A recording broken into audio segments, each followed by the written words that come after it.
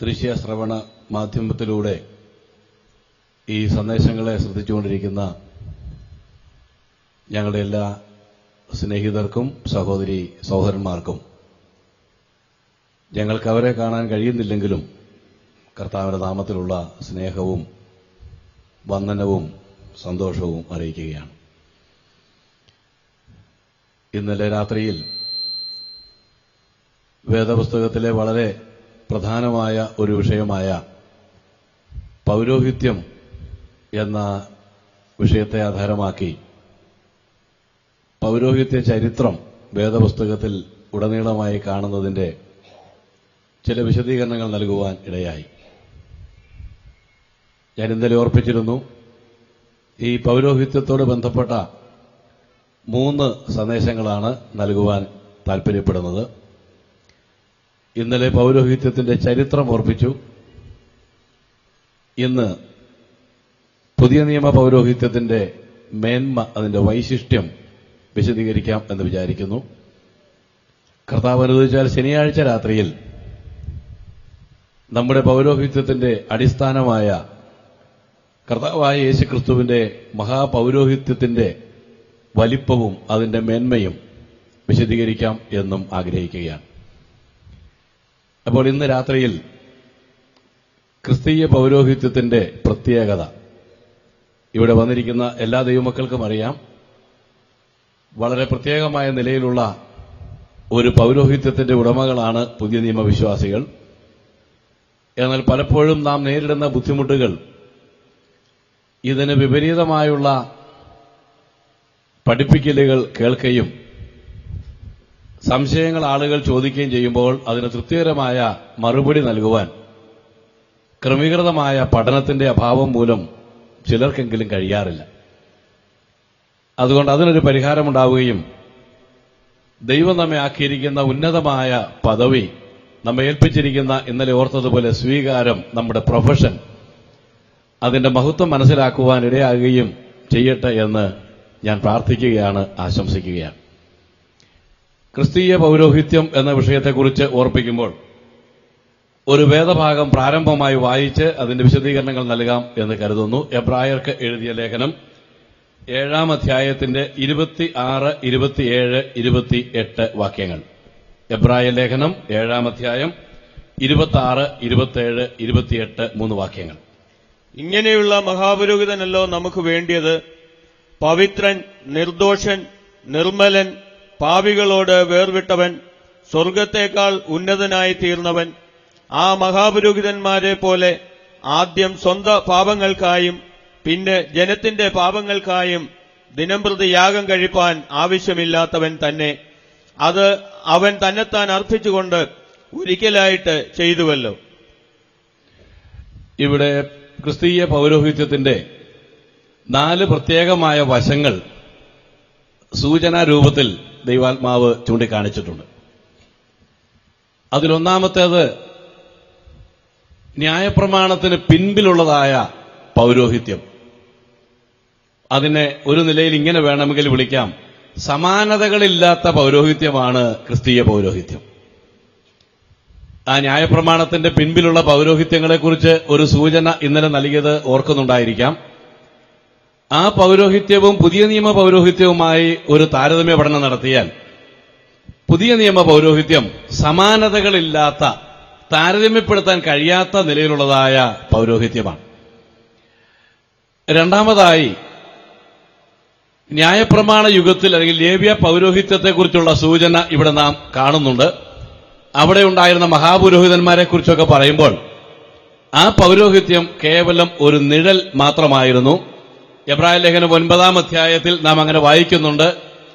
ആ കൂടാരം, അതിലെ ശുശ്രൂഷകൾ ഈ കാലത്തേക്ക് ഒരു സാദൃശ്യമത്രേ. അപ്പോൾ രണ്ടാമതായിട്ട് പൊരുളായി തീർന്ന പൗരോഹിത്യം. മൂന്നാമതായി, മഹാപുരോഹിതന്റെ ശ്രേഷ്ഠതയിൽ അടിസ്ഥാനപ്പെട്ട പൗരോഹിത്യമാണ് പുതിയ നിയമ പൗരോഹിത്യം. നാലാമതായി ഇവിടെ വായിക്കുന്നത് ആണയാൽ ഉറപ്പിക്കപ്പെട്ടതായ പൗരോഹിത്യമാണ് പുതിയ നിയമ പൗരോഹിത്യം. ഞാൻ വീണ്ടും ഈ 4 കാര്യങ്ങൾ ഒന്നുകൂടെ പറഞ്ഞിട്ട് അതിന്റെ വിശദീകരണങ്ങൾ ഓർപ്പിക്കാമെന്ന് വിചാരിക്കുന്നു. പുതിയ നിയമ പൗരോഹിത്യത്തിന്റെ ഒന്നാമത്തെ പ്രത്യേകത സമാനതകളില്ലാത്ത പൗരോഹിത്യമാണ്. രണ്ടാമത്, അത് പൊരുളായി തീർന്ന പൗരോഹിത്യമാണ്. മൂന്നാമത്തേത്, ഈ വാക്യങ്ങൾ വായിച്ച് ആരംഭിച്ചപ്പോൾ തന്നെ നാം കണ്ടല്ലോ, ഇങ്ങനെയുള്ള മഹാപുരോഹിതനല്ലോ നമുക്ക് വേണ്ടത്. മഹാപുരോഹിതന്റെ ശ്രേഷ്ഠതയിൽ അടിസ്ഥാനപ്പെട്ട പൗരോഹിത്യമാണ് പുതിയ നിയമ പൗരോഹിത്യം. നാലാമത്, ആണയാൽ ഉറപ്പിക്കപ്പെട്ട പൗരോഹിത്യമാണ് പുതിയ നിയമ പൗരോഹിത്യം.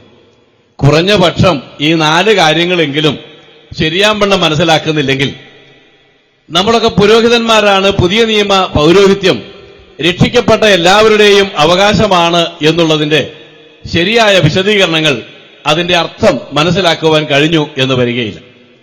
അതുകൊണ്ട് അതിന്റെ ഒന്നാമത്തെ ഭാഗത്തേക്ക് വരട്ടെ. പുതിയ നിയമ പൗരോഹിത്യത്തിന്റെ ഒന്നാമത്തെ പ്രത്യേകത, അതിന് യാതൊരു തരത്തിലുള്ളതായ സമാനതകളും പഴയ പൗരോഹിത്യങ്ങളുമായി താരതമ്യപ്പെടുത്തി നോക്കിയാൽ കാണുവാൻ കഴിയാത്തതാണ്. ഈ ഭാഗം ആരംഭിക്കുന്നത് തന്നെ ഇങ്ങനെയാണ്: ഇങ്ങനെയുള്ള മഹാപുരോഹിതനല്ലോ നമുക്ക് വേണ്ടത്. ഇംഗ്ലീഷ് ബൈബിളിൽ ചില തർജ്ജമകൾ കാണുന്നത് such a high priest meets our needs. ഇങ്ങനൊരു മഹാപുരോഹിതൻ നമുക്കുണ്ടെന്ന് മാത്രമല്ല, ഇങ്ങനൊരു മഹാപുരോഹിതൻ he alone is able to meet all our needs. നമ്മുടെ എല്ലാ ആവശ്യങ്ങളും സാധിപ്പിച്ചു തരുവാൻ കഴിയുന്ന ഒരേ ഒരു മഹാപുരോഹിതനേ ഉള്ളൂ. ആ ഇനത്തിൽപ്പെട്ട വേറൊരു പുരോഹിതനില്ല. ഇങ്ങനെ ആവശ്യങ്ങൾ സാധിപ്പിച്ചു തരുന്ന ഒരു പൗരോഹിത്യം ഇതിനു മുൻപുണ്ടായിട്ടില്ല, ഇനി മേലിൽ ഉണ്ടാകാൻ പോകുന്നതുമില്ല. നമ്മുടെ പൗരോഹിത്യത്തിന്റെ, ക്രിസ്തീയ പൗരോഹിത്യത്തിന്റെ വൈശിഷ്ട്യവും അതിന്റെ മേന്മയും നാം ഓർക്കുമ്പോൾ നമ്മുടെ ഹൃദയങ്ങൾ സന്തോഷം കൊണ്ട് നിറയാനും ഇടയായി തീരുന്നത് ഇങ്ങനെയുള്ളതായൊരു മഹാപുരോഹിതനാണ് നമ്മുടെ പൗരോഹിത്യത്തിന്റെ തലപ്പത്തായിട്ടുള്ളത്. അതുകൊണ്ട് ആ മഹാപുരോഹിതൻ പുരോഹിതന്മാരായിരിക്കുന്ന നമ്മുടെ എല്ലാവിധമായ ആവശ്യങ്ങളും സാധിപ്പിച്ചു തരുവാൻ മതിയായവനാണ്. such a high priest meets our needs. അങ്ങനെയെങ്കിൽ ഈ പൗരോഹിത്യത്തിന്റെ ആദ്യ ഭാഗം ഇതിന് യാതൊരു സമാനതകളും ഇല്ല എന്ന് പറയുമ്പോൾ, ഇന്നലെ ഞാൻ ഓർപ്പിച്ച കാര്യങ്ങളിലേക്ക് വീണ്ടും ഒരു ഓട്ടപ്രദക്ഷിണം നടത്തുവാൻ ഞാൻ നിർബന്ധിതനായി തീരുകയാണ്. അതിൽ ആദ്യത്തെ പൗരോഹിത്യത്തെക്കുറിച്ച് പറഞ്ഞത് നിങ്ങളുടെ ഓർമ്മയിൽ ഉണ്ടായിരിക്കുമല്ലോ. അത് ഹാബേലിന്റെ പൗരോഹിത്യമാണ്. അദ്ദേഹത്തിന്റെ പൗരോഹിത്യത്തിന്റെ വിശദീകരണങ്ങളൊന്നും നമുക്ക് രേഖയാക്കി കിട്ടിയിട്ടില്ലെങ്കിലും ആളാംപ്രതിയായുള്ള പൗരോഹിത്യം, അദ്ദേഹത്തിന്റെ പൗരോഹിത്യത്തിന്റെ പ്രത്യേകത, ദൈവം തന്റെ ജനത്തെക്കുറിച്ച് എല്ലാവരെക്കുറിച്ചും ആഗ്രഹിച്ചിരുന്നത് അവരെല്ലാവരും ഏത് കാലത്തും ദൈവത്തിന്റെ പുരോഹിതരായി ദൈവത്തെ സേവിക്കുകയും ആരാധിക്കുകയും ചെയ്യുന്നവരായി തീരണം എന്ന് ദൈവഹൃദയത്തിന് താല്പര്യമുണ്ടായിരുന്നു. എന്നാൽ പാപം ആ കാര്യപരിപാടിയെ മാറ്റിമറിക്കാൻ ഇടയായതുകൊണ്ട് ഹാബേലിന്റെ പൗരോഹിത്യം പ്രത്യേക നിലയിലുള്ളതായ ഒരു പൗരോഹിത്യമായി മാറി. ആ പൗരോഹിത്യത്തിന്റെ പ്രത്യേകത നാം വായിക്കുന്നത്, അദ്ദേഹം ആടുകളുടെ കൂട്ടത്തിൽ നിന്ന് ഏറ്റവും മികച്ചതായ ഒരാടിനെ യാഗമർപ്പിച്ചു. എബ്രായ ലേഖനം 12-ാം അധ്യായത്തിൽ ആ യാഗത്തെക്കുറിച്ച് നാം വായിക്കുമ്പോൾ 24-ാമത്തെ വാക്യത്തിൽ ഇപ്രകാരം വായിക്കുന്നുണ്ട്: പുതിയ നിയമത്തിന്റെ മധ്യസ്ഥനായ യേശുവിനും ഹാബേലിന്റെ രക്തത്തെക്കാൾ ഗുണകരമായി സംസാരിക്കുന്ന പുണ്യാഹ രക്തത്തിനും അടുക്കലേക്ക് അത്രേ നിങ്ങൾ ഇപ്പോൾ വന്നെത്തിയിരിക്കുന്നത്. പുതിയ നിയമ പൗരോഹിത്യത്തെയും ഹാബേലിന്റെ പൗരോഹിത്യത്തെയും പുതിയ നിയമ ആരാധനയെയും പഴയ നിയമ ആരാധനയെയും താരതമ്യപ്പെടുത്തി ദൈവാത്മാവ് ചൂണ്ടിക്കാണിക്കുന്ന കാര്യമായ ഒരന്തരം, സമാനതകളില്ലാത്ത തരത്തിലുള്ള നിസ്തുല്യത പുതിയ നിയമ പൗരോഹിത്യത്തിനുണ്ട് എന്ന് തെളിയിക്കുമ്പോൾ നാം വന്നെത്തിയിരിക്കുന്നത് എവിടേക്കാണ്? പുതിയ നിയമത്തിന്റെ മധ്യസ്ഥനായ യേശുവിനും ഹാബേലിന്റെ രക്തത്തെക്കാൾ ഗുണകരമായി സംസാരിക്കുന്ന പുണ്യാഹ രക്തത്തിനും. എന്താ ഈ രക്തത്തിന്റെ പ്രത്യേകത? ചില ആളുകൾ വിചാരിക്കാറുള്ളത് ഇത് ഹാബേലിന്റെ ശരീരത്തിൽ നിന്ന് ഒഴുകാനിടയായ രക്തമാണ് എന്നൊരു ധാരണ ചിലർക്കുണ്ട്. ആ രക്തം പാപമംഗലമായ ഒരു രക്തം തന്നെയായിരുന്നു. മറ്റേതൊരു മനുഷ്യന്റെ രക്തം പോലെയും ഹാബേലിന്റെ രക്തം പാപം നിറഞ്ഞതായ രക്തമാണ്. എന്നാൽ ഹാബേലിന്റെ രക്തത്തെക്കാൾ ഗുണകരമായി സംസാരിക്കുന്നു എന്ന് പറയുമ്പോൾ ആ രക്തം ഹാബേൽ അർപ്പിച്ച യാഗത്തിന്റേതായ രക്തമാണ്, യാഗമൃഗത്തിന്റെ രക്തമാണ്. എങ്കിലും ആ യാഗരക്തത്തിനും പരിമിതി ഉണ്ടായിരുന്നു. എന്തായിരുന്നു പരിമിതി? അവിടെ തളിക്കപ്പെട്ടതായിട്ട് നാം വായിക്കുന്നില്ല. പുണ്യാഹ രക്തം, ഈ പുണ്യാഹ രക്തം എന്നൊക്കെ പറയുമ്പോൾ നമ്മുടെ ആരാധനാ യോഗങ്ങളിൽ ചിലയിടത്തൊക്കെ ഈ വാക്കിന് വേണ്ടാത്ത ഒരു വിശദീകരണം പറയുന്നത് കേൾക്കാറുണ്ട്. ആ രക്തം വളരെ പുണ്യം നൽകിയതാണ്. യേശുക്രിസ്തുവിന്റെ രക്തം പുണ്യം നൽകുന്ന രക്തമാണ്. ആശയത്തിൽ ശരിയാണെങ്കിലും ഈ എബ്രായ ലേഖനത്തിൽ പറഞ്ഞിരിക്കുന്നത് ദ സ്പ്രിങ്കിൾഡ് ബ്ലഡ് എന്നാണ്. എന്ന് പറഞ്ഞാൽ തളിക്കപ്പെട്ട രക്തമെന്നാണ്. ഹാബേലിന്റെ രക്തം, ഹാബേൽ അർപ്പിച്ച യാഗരക്തം അത് തളിക്കപ്പെട്ടതായിട്ട് നാം വായിക്കുന്നില്ല. എന്നാൽ അതേ സമയത്ത് സമാഗമന കൂടാരത്തിലെ ആരാധനയെയും യാഗങ്ങളെയും കുറിച്ച് വായിക്കുമ്പോൾ അതിവിശുദ്ധ സ്ഥലത്തേക്ക് മഹാപാപപരിഹാര ദിവസത്തിൽ മഹാപുരോഹിതൻ ആണ്ടിൽ ഒരിക്കൽ കടന്നു ചെല്ലുമ്പോൾ യാഗമൃഗത്തിന്റെ രക്തവുമായി അതിവിശുദ്ധ സ്ഥലത്തേക്ക് വന്ന് കൃപാസനത്തിന്റെ മീതെ 7 പ്രാവശ്യം സ്പ്രിങ്കിൾ ചെയ്യുന്നതായി, തളിക്കുന്നതായി, പുണ്യാഹം ചെയ്യുന്നതായി വായിക്കുവാനായിട്ട് കഴിയുന്നുണ്ട്. അങ്ങനെ 7 പ്രാവശ്യം തളിച്ചാലും പാപത്തിന് ശാശ്വതമായ ഒരു പരിഹാരം വരുത്തുവാൻ ആ പൗരോഹിത്യത്തിന് കഴിയുമായിരുന്നില്ല. അതുകൊണ്ട് ഹാബേൽ അർപ്പിച്ച യാഗരക്തം ഏകദേശം 4000-ഓളം വർഷം നിലവിളിച്ചുകൊണ്ടേയിരുന്നു. എന്തിനു വേണ്ടിയാണ് നിലവിളിക്കുന്നത്? എന്തിനു വേണ്ടിയാണ് ആഗ്രഹിക്കുന്നത്? തളിക്കപ്പെട്ട ഈ ഒരു രക്തം പാപത്തിന്റെ പരിഹാരം ശാശ്വതമായി വരുത്തുവാൻ കഴിയുന്ന ഒരു പുരോഹിതനെയും ഒരു യാഗത്തെയും ദൈവമേ അയച്ചു തരണമേ എന്നുള്ളതായ ആവേശവും ആഗ്രഹവും ഹാബേലിന്റെ ആ രക്തത്തിൽ നിന്ന് നമുക്ക് മനസ്സിലാക്കാനായിട്ട് കഴിയും. അതിന്റെ ഉത്തരമാണ് കാൽവറിയിലെ ക്രൂശിൽ തളിക്കപ്പെട്ടതായ രക്തം. ഹൃദയങ്ങളിൽ രക്തം തളിക്കുക എന്ന് നാം പത്രോസിന്റെ 1-ാം ലേഖനത്തിന്റെ 1-ാം അധ്യായത്തിൽ വായിക്കുന്നുണ്ട്. ഹൃദയങ്ങളിൽ രക്തത്താലുള്ള തളിക്കപ്പെടൽ അഥവാ പുണ്യാഹം നടത്തുക, വേർതിരിക്കുക എന്നുള്ള ആശയം നമുക്ക് അവിടെ കാണുവാനായിട്ട് കഴിയും. രണ്ടാമതായി കുടുംബനാഥന്റെ പൗരോഹിത്യത്തെക്കുറിച്ച് ഓർക്കുകയുണ്ടായല്ലോ. നോഹ, ഇയ്യോബ്, അബ്രഹാം തുടങ്ങിയുള്ള പിതാക്കന്മാര് അവരെ കുടുംബനാഥന്മാരായിരുന്നു.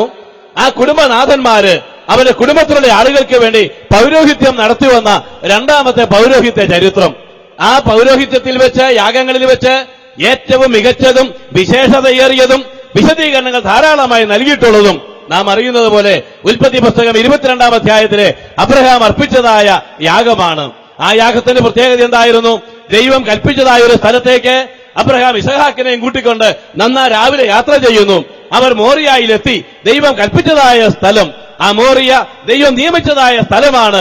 അവിടെ ഇസഹാക്കിന് പകരമായി ഒരാടിനെ യാഗമർപ്പിക്കുമ്പോൾ വീണ്ടും ഹാബേലിന്റെ കാലം കഴിഞ്ഞ് ഏകദേശം 2000 വർഷങ്ങൾ കഴിഞ്ഞപ്പോൾ ആ മോറിയയുടെ മലയിൽ നിന്ന് അബ്രഹാം യാഗമർപ്പിക്കുമ്പോൾ സമാനതകളില്ലാത്ത മറ്റൊരു യാഗത്തിലേക്ക് അബ്രഹാം വിശ്വാസത്തിന്റെ കണ്ണുകൾ ഉയർത്തി നോക്കുകയായിരുന്നു.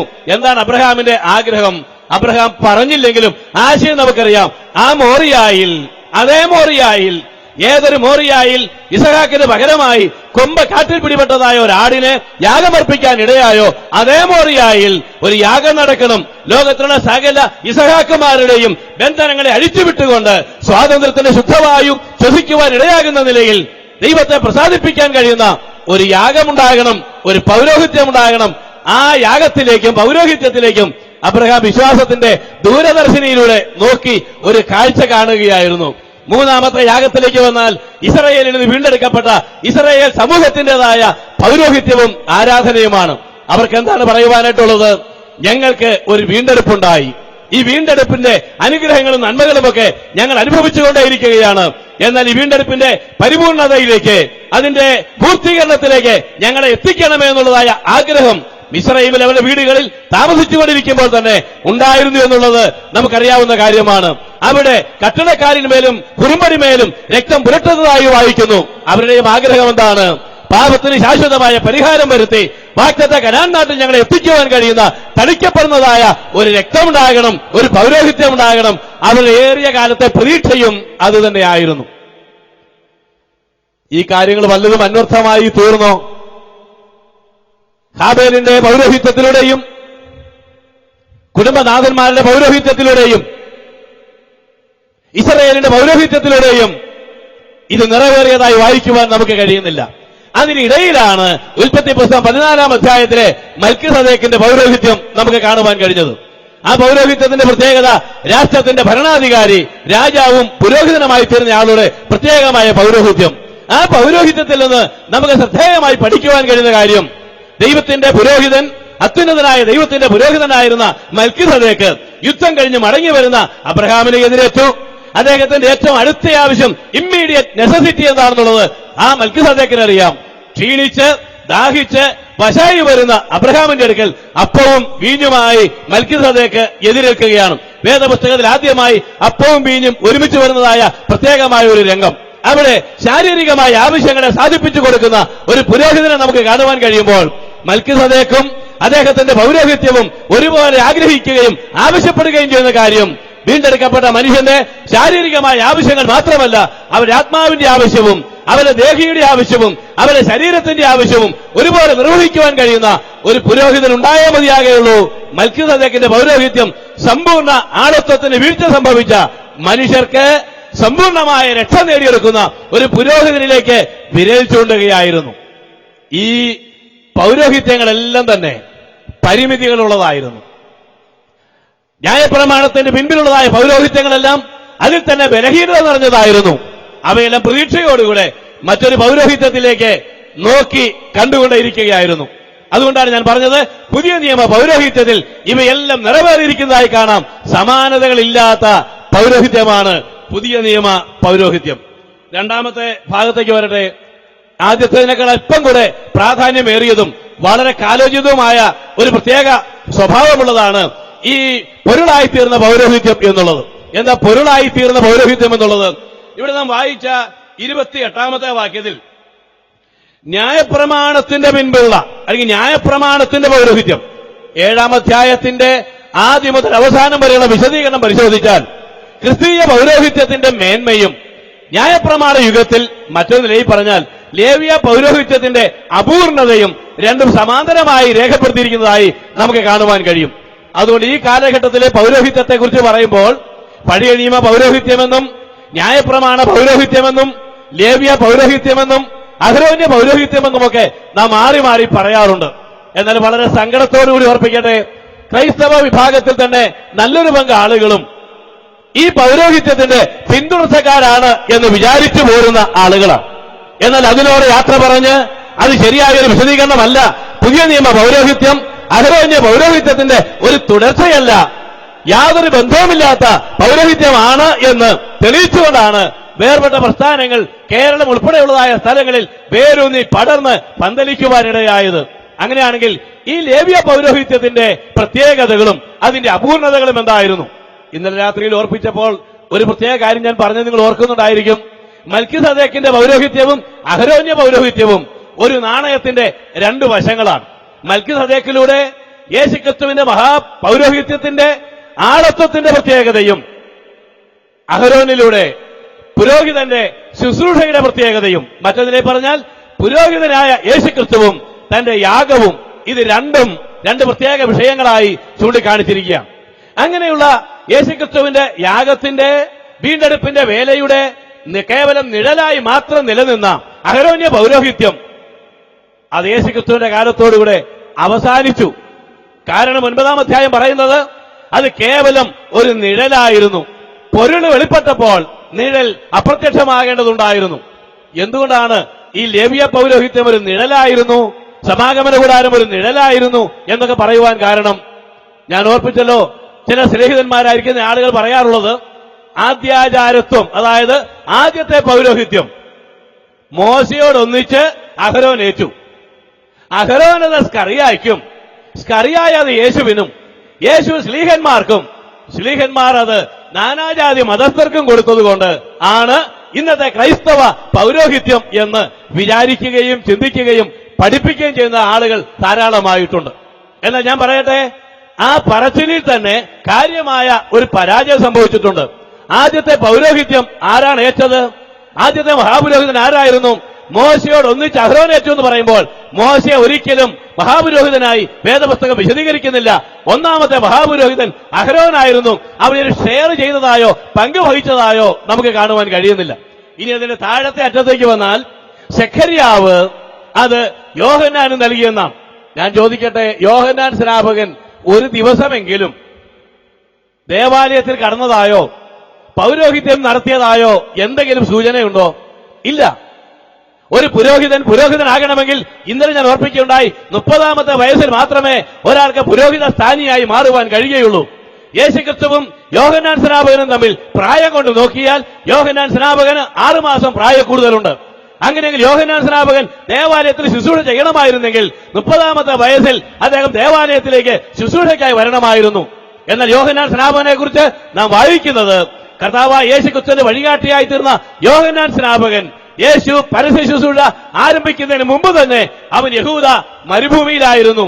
ഒരിക്കൽ പോലും ദേവാലയത്തിൽ കടക്കുകയോ യാഗം അർപ്പിക്കുകയോ വിശുദ്ധ സ്ഥലത്തെ ശുശ്രൂഷകളിൽ എന്തെങ്കിലും ചെയ്യുകയോ അതിവിശുദ്ധ സ്ഥലത്തേക്ക് കടക്കുകയോ ചെയ്തതായി യാതൊരു സൂചനയുമില്ല. അതുകൊണ്ട് യോഹന്നാൻ സ്നാപകൻ ഒരിക്കൽ പോലും പൗരോഹിത്യ സ്ഥാനി ആയിരുന്നില്ല, പൗരോഹിത്യ ശുശ്രൂഷ ചെയ്തിട്ടേ ഇല്ല. ആ യോഹന്നാനിൽ നിന്ന് യേശുക്രിസ്തു പൗരോഹിത്യം സ്വീകരിച്ചു എന്ന് പറഞ്ഞാൽ വേദപുസ്തകത്തിന്റെ അടിസ്ഥാന പ്രമാണങ്ങളെ കാറ്റിൽ പറത്തുന്നതായ ഒരു വിരോധാഭാസകരമായ പ്രസ്താവനയല്ലേ അത്? നിശ്ചയമായും അത്. യേശുക്രിസ്തുവിന്റെ പൗരോഹിത്യത്തെക്കുറിച്ച് എബ്രായ ലേഖനം 7-ാം അധ്യായത്തിൽ പറയുമ്പോൾ അഹരോന്റെ ക്രമപ്രകാരമെന്ന് പറയാതെ മൽക്കിസദേക്കിന്റെ ക്രമത്തിൽ യഹൂദയിൽ നിന്ന് ഒരു പുരോഹിതൻ ഉദിക്കുന്നത് ആവശ്യമെന്ന് 7-ാം അധ്യായത്തിൽ നമുക്ക് കാണുവാൻ കഴിയുന്നുണ്ട്. ചുരുക്കി പറഞ്ഞാൽ അഹരോന്യ പൗരോഹിത്യവുമായി പുലബന്ധം പോലുമില്ലാത്ത നിത്യ പൗരോഹിത്യമാണ് യേശുക്രിസ്തുവിന്റെ പൗരോഹിത്യം. അങ്ങനെയെങ്കിൽ അഹരോന്യ പൗരോഹിത്യം കേവലം ഒരു നിഴൽ മാത്രമായിരുന്നു. ഒരു നിഴൽ എന്ന് മാത്രമല്ല, ഏകദേശം 1500 വർഷങ്ങൾ മാത്രം നിലനിൽക്കണമെന്ന് ദൈവം ആഗ്രഹിച്ച് ക്രമപ്പെടുത്തിയതായ ഒരു താൽക്കാലികമായ ക്രമീകരണമായിരുന്നു. അങ്ങനെയെങ്കിൽ ഈ അഹരോന്യ പൗരോഹിത്യം അവസാനിച്ചു എന്ന് തെളിയിക്കേണ്ടതും ഒരാവശ്യകതയാണല്ലോ. അഹരോന്യ പൗരോഹിത്യത്തിന്റെ വീഴ്ച എന്തൊക്കെയായിരുന്നു? ഇന്നത്തെ ക്രൈസ്തവ പൗരോഹിത്യം അഹരോന്യ പൗരോഹിത്യത്തിന്റെ തുടർച്ചയല്ല എന്ന് തെളിയിക്കുവാൻ ധാരാളം ന്യായങ്ങൾ ഈ 7-ാം അധ്യായത്തിൽ തന്നെ ദൈവദാസൻ ഓർപ്പിക്കുന്നുണ്ട്. അതിൽ 3-4 കാര്യങ്ങൾ മാത്രം ഒന്ന് ഓർപ്പിക്കാം എന്ന് ഞാൻ വിചാരിക്കുന്നു. ആദ്യമായിട്ട് അതിന്റെ 11-ാമത്തെ വാക്യം ഒന്ന് വായിക്കാം. എബ്രായ ലേഖനം 7-ാം അധ്യായത്തിന്റെ 11-ാമത്തെ വാക്യം.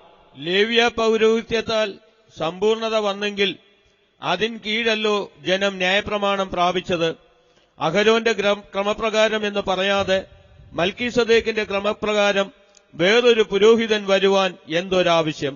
ഇവിടെ ഞാനൊരു ചെറിയ ചോദ്യം ചോദിക്കാൻ ആഗ്രഹിക്കുകയാണ്. ഉത്തരം പ്രതീക്ഷിച്ചുകൊണ്ടല്ല, എങ്കിലും മനസ്സിൽ ഉത്തരം പറഞ്ഞാൽ മതിയാകും. ഈ പൗരോഹിത്യത്തെക്കുറിച്ച് പറയുമ്പോൾ, ലേവ്യ പൗരോഹിത്യത്തെക്കുറിച്ച് പറയുമ്പോൾ ആദ്യം ആരംഭിച്ചത് പൗരോഹിത്യമാണോ അതോ ന്യായപ്രമാണമാണോ? ഒരു ലളിതമായ ചോദ്യമാണ്. ആദ്യമുണ്ടായത് പൗരോഹിത്യമാണോ, ലേവ്യ പൗരോഹിത്യമാണോ അതോ ന്യായപ്രമാണമാണോ? ആലോചിച്ച് ഉത്തരം പറയേണ്ട ഒരു ചോദ്യമാണ്. ആദ്യം പൗരോഹിത്യമുണ്ടായോ ആദ്യം ന്യായപ്രമാണമുണ്ടായോ? എനിക്കറിയാം ഉത്തരം പറയുന്നവർ മിക്കവാറും എല്ലാവരും ഉത്തരം പറയുന്നത് ന്യായപ്രമാണമെന്ന്. പക്ഷെ അത് ശരിയല്ല. എന്തുകൊണ്ട് ശരിയല്ല? അങ്ങനെ ഇപ്പോ വായിച്ചത് അതുകൊണ്ടാണ്. ഇപ്പോഴെന്താ വായിച്ചത്?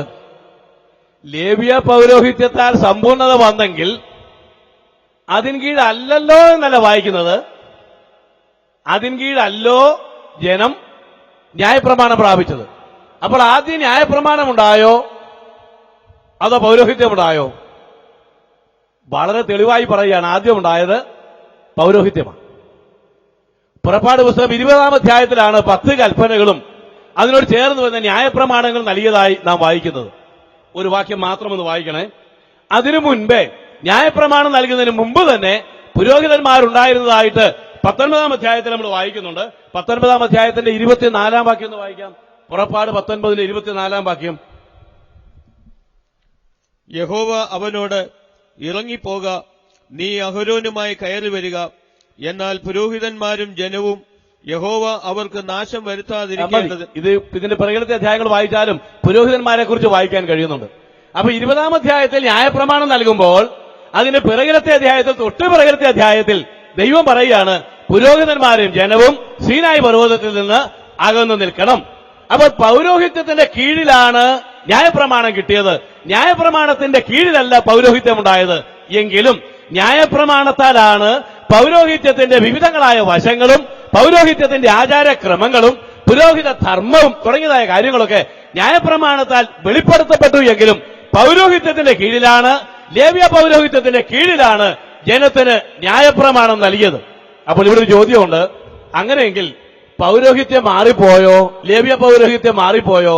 എഴുത്തുകാരൻ സമർത്ഥിക്കുന്നത് ന്യായപ്രമാണം മാറിപ്പോകുന്ന പക്ഷം, ശ്രദ്ധിക്കണേ, ന്യായപ്രമാണം മാറിപ്പോകുന്ന പക്ഷം എന്നുകൂടെ മാറിയിരിക്കണം, പൗരോഹിത്യം കൂടെ മാറിയിരിക്കണം.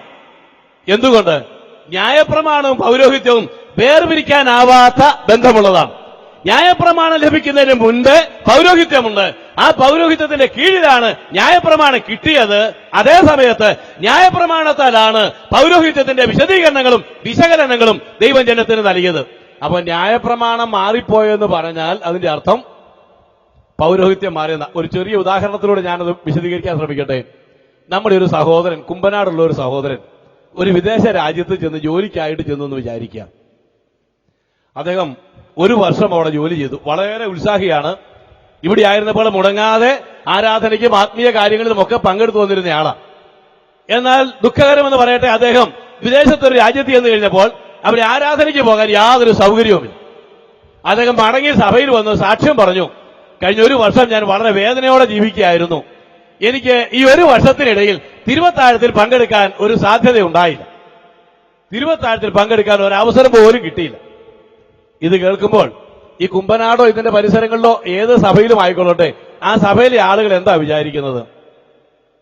ആളിന്റെ കുഴപ്പമല്ല, ആള് വളരെ ഉത്സാഹിയ, ഈ ഒരു വർഷക്കാലം ആത്മീയമായി വളരെ സന്തോഷം അനുഭവിച്ച ആളാ.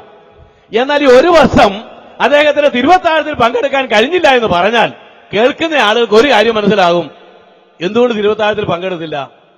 അദ്ദേഹം ചെന്നെത്തിയ സ്ഥലത്ത് വചനപ്രകാരം തിരുവത്താഴം ആചരിക്കുന്ന ആളുകളുടെ കൂട്ടം ഇല്ലായിരുന്നു. എന്തുകൊണ്ട് തിരുവത്താഴത്തിന്റെ ആചരണം ഇല്ലാതെ പോയി? ഒറ്റ ഉത്തരമേ ഉള്ളൂ. അവിടെ വചനപ്രകാരമുള്ള ഒരു കുടിവരവില്ല, ഒരു സഭയില്ല. അപ്പൊ തിരുവത്താഴത്തിൽ പങ്കെടുക്കുന്നില്ലെന്ന് പറഞ്ഞാൽ അതിന്റെ അർത്ഥം അവിടെ സഭയില്ല. എന്തുകൊണ്ട് സഭയില്ല? സഭയുണ്ടെങ്കിൽ എന്തുകൂടെ ഉണ്ടായിരിക്കും? തിരുവത്താഴത്തിന്റെ ആചരണം ഉണ്ടായിരിക്കും. അപ്പൊ തിരുവത്താഴത്തിന്റെ ആചരണം ആ സ്ഥലത്ത് നടന്നില്ലെന്ന് പറഞ്ഞാൽ അതിന്റെ അർത്ഥം അവിടെ വചനപ്രകാരമുള്ളതായ ഒരു കൂടിവരവേ ഇല്ലായിരുന്നു. അപ്പൊ തിരുവത്താഴമുണ്ടെങ്കിൽ സഭയുണ്ടെന്നാണ് അർത്ഥം. സഭയുണ്ടെങ്കിൽ എന്തുണ്ട്? തിരുവത്താഴവുമുണ്ട്. ജനം ന്യായപ്രമാണം പ്രാപിച്ചു എന്ന് പറയുമ്പോൾ അത് പൗരോഹിത്യത്തിന് കീഴിലാണ്. പൗരോഹിത്യം ഉണ്ടെങ്കിൽ ന്യായപ്രമാണവുമുണ്ട്. തിരുവത്താഴമില്ലെന്ന് പറഞ്ഞാൽ സഭയില്ല. ന്യായപ്രമാണം ഇല്ലെന്ന് പറഞ്ഞാൽ അതിന്റെ അർത്ഥം പൗരോഹിത്യവും ഇല്ല. ഞാൻ ഈ ചെറിയ ഉദാഹരണത്തിലൂടെ പറഞ്ഞത് മനസ്സിലായി കാണുമെന്ന് ഞാൻ വിചാരിക്കുന്നു. അങ്ങനെയെങ്കിൽ ഈ ന്യായപ്രമാണം ഇന്ന് നിലനിൽക്കുന്നില്ല. ന്യായപ്രമാണത്തിൽ നിന്ന് യേശുക്രിസ്തു നമ്മെ വിടുവിച്ചു. ന്യായപ്രമാണത്തിന്റെ ശാപത്തിൽ നിന്ന് നമ്മെ വിടുവിച്ചു. ന്യായപ്രമാണം ആളുകളെ യേശുക്രിസ്തുവിലേക്ക് നയിക്കുന്ന ഒരു ശിശുപാലകനായി മാത്രം ഭവിച്ചു. ന്യായപ്രമാണം മനുഷ്യന്റെ പാപത്തിന്റെ ഭയങ്കരതയെ വെളിപ്പെടുത്തുകയായിരുന്നു ലക്ഷ്യമെന്നുള്ളത് വചനത്തിലൂടെ ആവർത്തിച്ച് മനസ്സിലാക്കുമ്പോൾ ന്യായപ്രമാണം എന്നേക്കുമായി മാറ്റപ്പെട്ട അടഞ്ഞ ഒരധ്യായമായിരുന്നു. ഇസ്രായേൽ ജാതിക്ക് 1500 വർഷങ്ങളിലേക്ക് മാത്രം ദൈവം ഏർപ്പെടുത്തി നൽകിയ പ്രമാണമായിരുന്നു ന്യായപ്രമാണം. അപ്പോൾ ചില ആളുകൾ ചോദിക്കാറുണ്ട്, അങ്ങനെയെങ്കിൽ ഈ ന്യായപ്രമാണത്തിലെ കൽപ്പനകളൊന്നും നമ്മളിപ്പോൾ ആചരിക്കണ്ടേ? വളരെ വിസ്തൃതമായ ഒരു വിഷയമാണെന്ന് എനിക്കറിയാം. 1-2 വാചകങ്ങളിൽ അതിന്റെ ഉത്തരവിടെ പറഞ്ഞ് ആ ദുരുപദേശത്തെയും ഒന്ന് ഖണ്ഡനം ചെയ്യാമെന്ന് ഞാൻ വിചാരിക്കുകയാണ്. ഇന്ന് പല ആളുകൾ പറയാറുണ്ട്, ന്യായപ്രമാണം നിത്യമല്ലേ, ന്യായപ്രമാണം സ്ഥിരമല്ലേ, ന്യായപ്രമാണത്തിന്റെ കൽപ്പനകളെ അനുസരിപ്പാൻ നമുക്ക് ബാധ്യതയില്ലേ? അതിൽ ഒന്നാമത്തെ കൽപ്പന അന്യദൈവങ്ങൾ ഉണ്ടാകരുത്, നമ്മൾ ആചരിക്കണ്ടേ? അപ്പനെയും അമ്മയും ബഹുമാനിക്കണ്ടേ? വിഗ്രഹങ്ങളെ ഉണ്ടാക്കരുതെന്ന് പറഞ്ഞിട്ടില്ലേ? കുല ചെയ്യരുതെന്ന് പറഞ്ഞിട്ടില്ലേ? മോഷ്ടിക്കരുതെന്ന് പറഞ്ഞിട്ടില്ലേ? അപ്പൊ ന്യായപ്രമാണം നമുക്ക് ബാധകമല്ലെങ്കിൽ, ഈ 10 കൽപ്പനകളും ബാധകമല്ലെങ്കിൽ പിന്നെ എന്തിനാ ഈ പ്രമാണത്തിലുള്ളത് നമ്മൾ ആചരിക്കുന്നത്? അവർ ചോദിക്കുന്ന മറ്റൊരു ചോദ്യം, അങ്ങനെയെങ്കിൽ ഏറ്റവും പ്രധാനമായ ഒരു കൽപ്പനയല്ലേ ശാബത്ത്? ശാബത്തും ആചരിക്കണ്ടേ? മറുപടി വളരെ ലളിതമാണ്.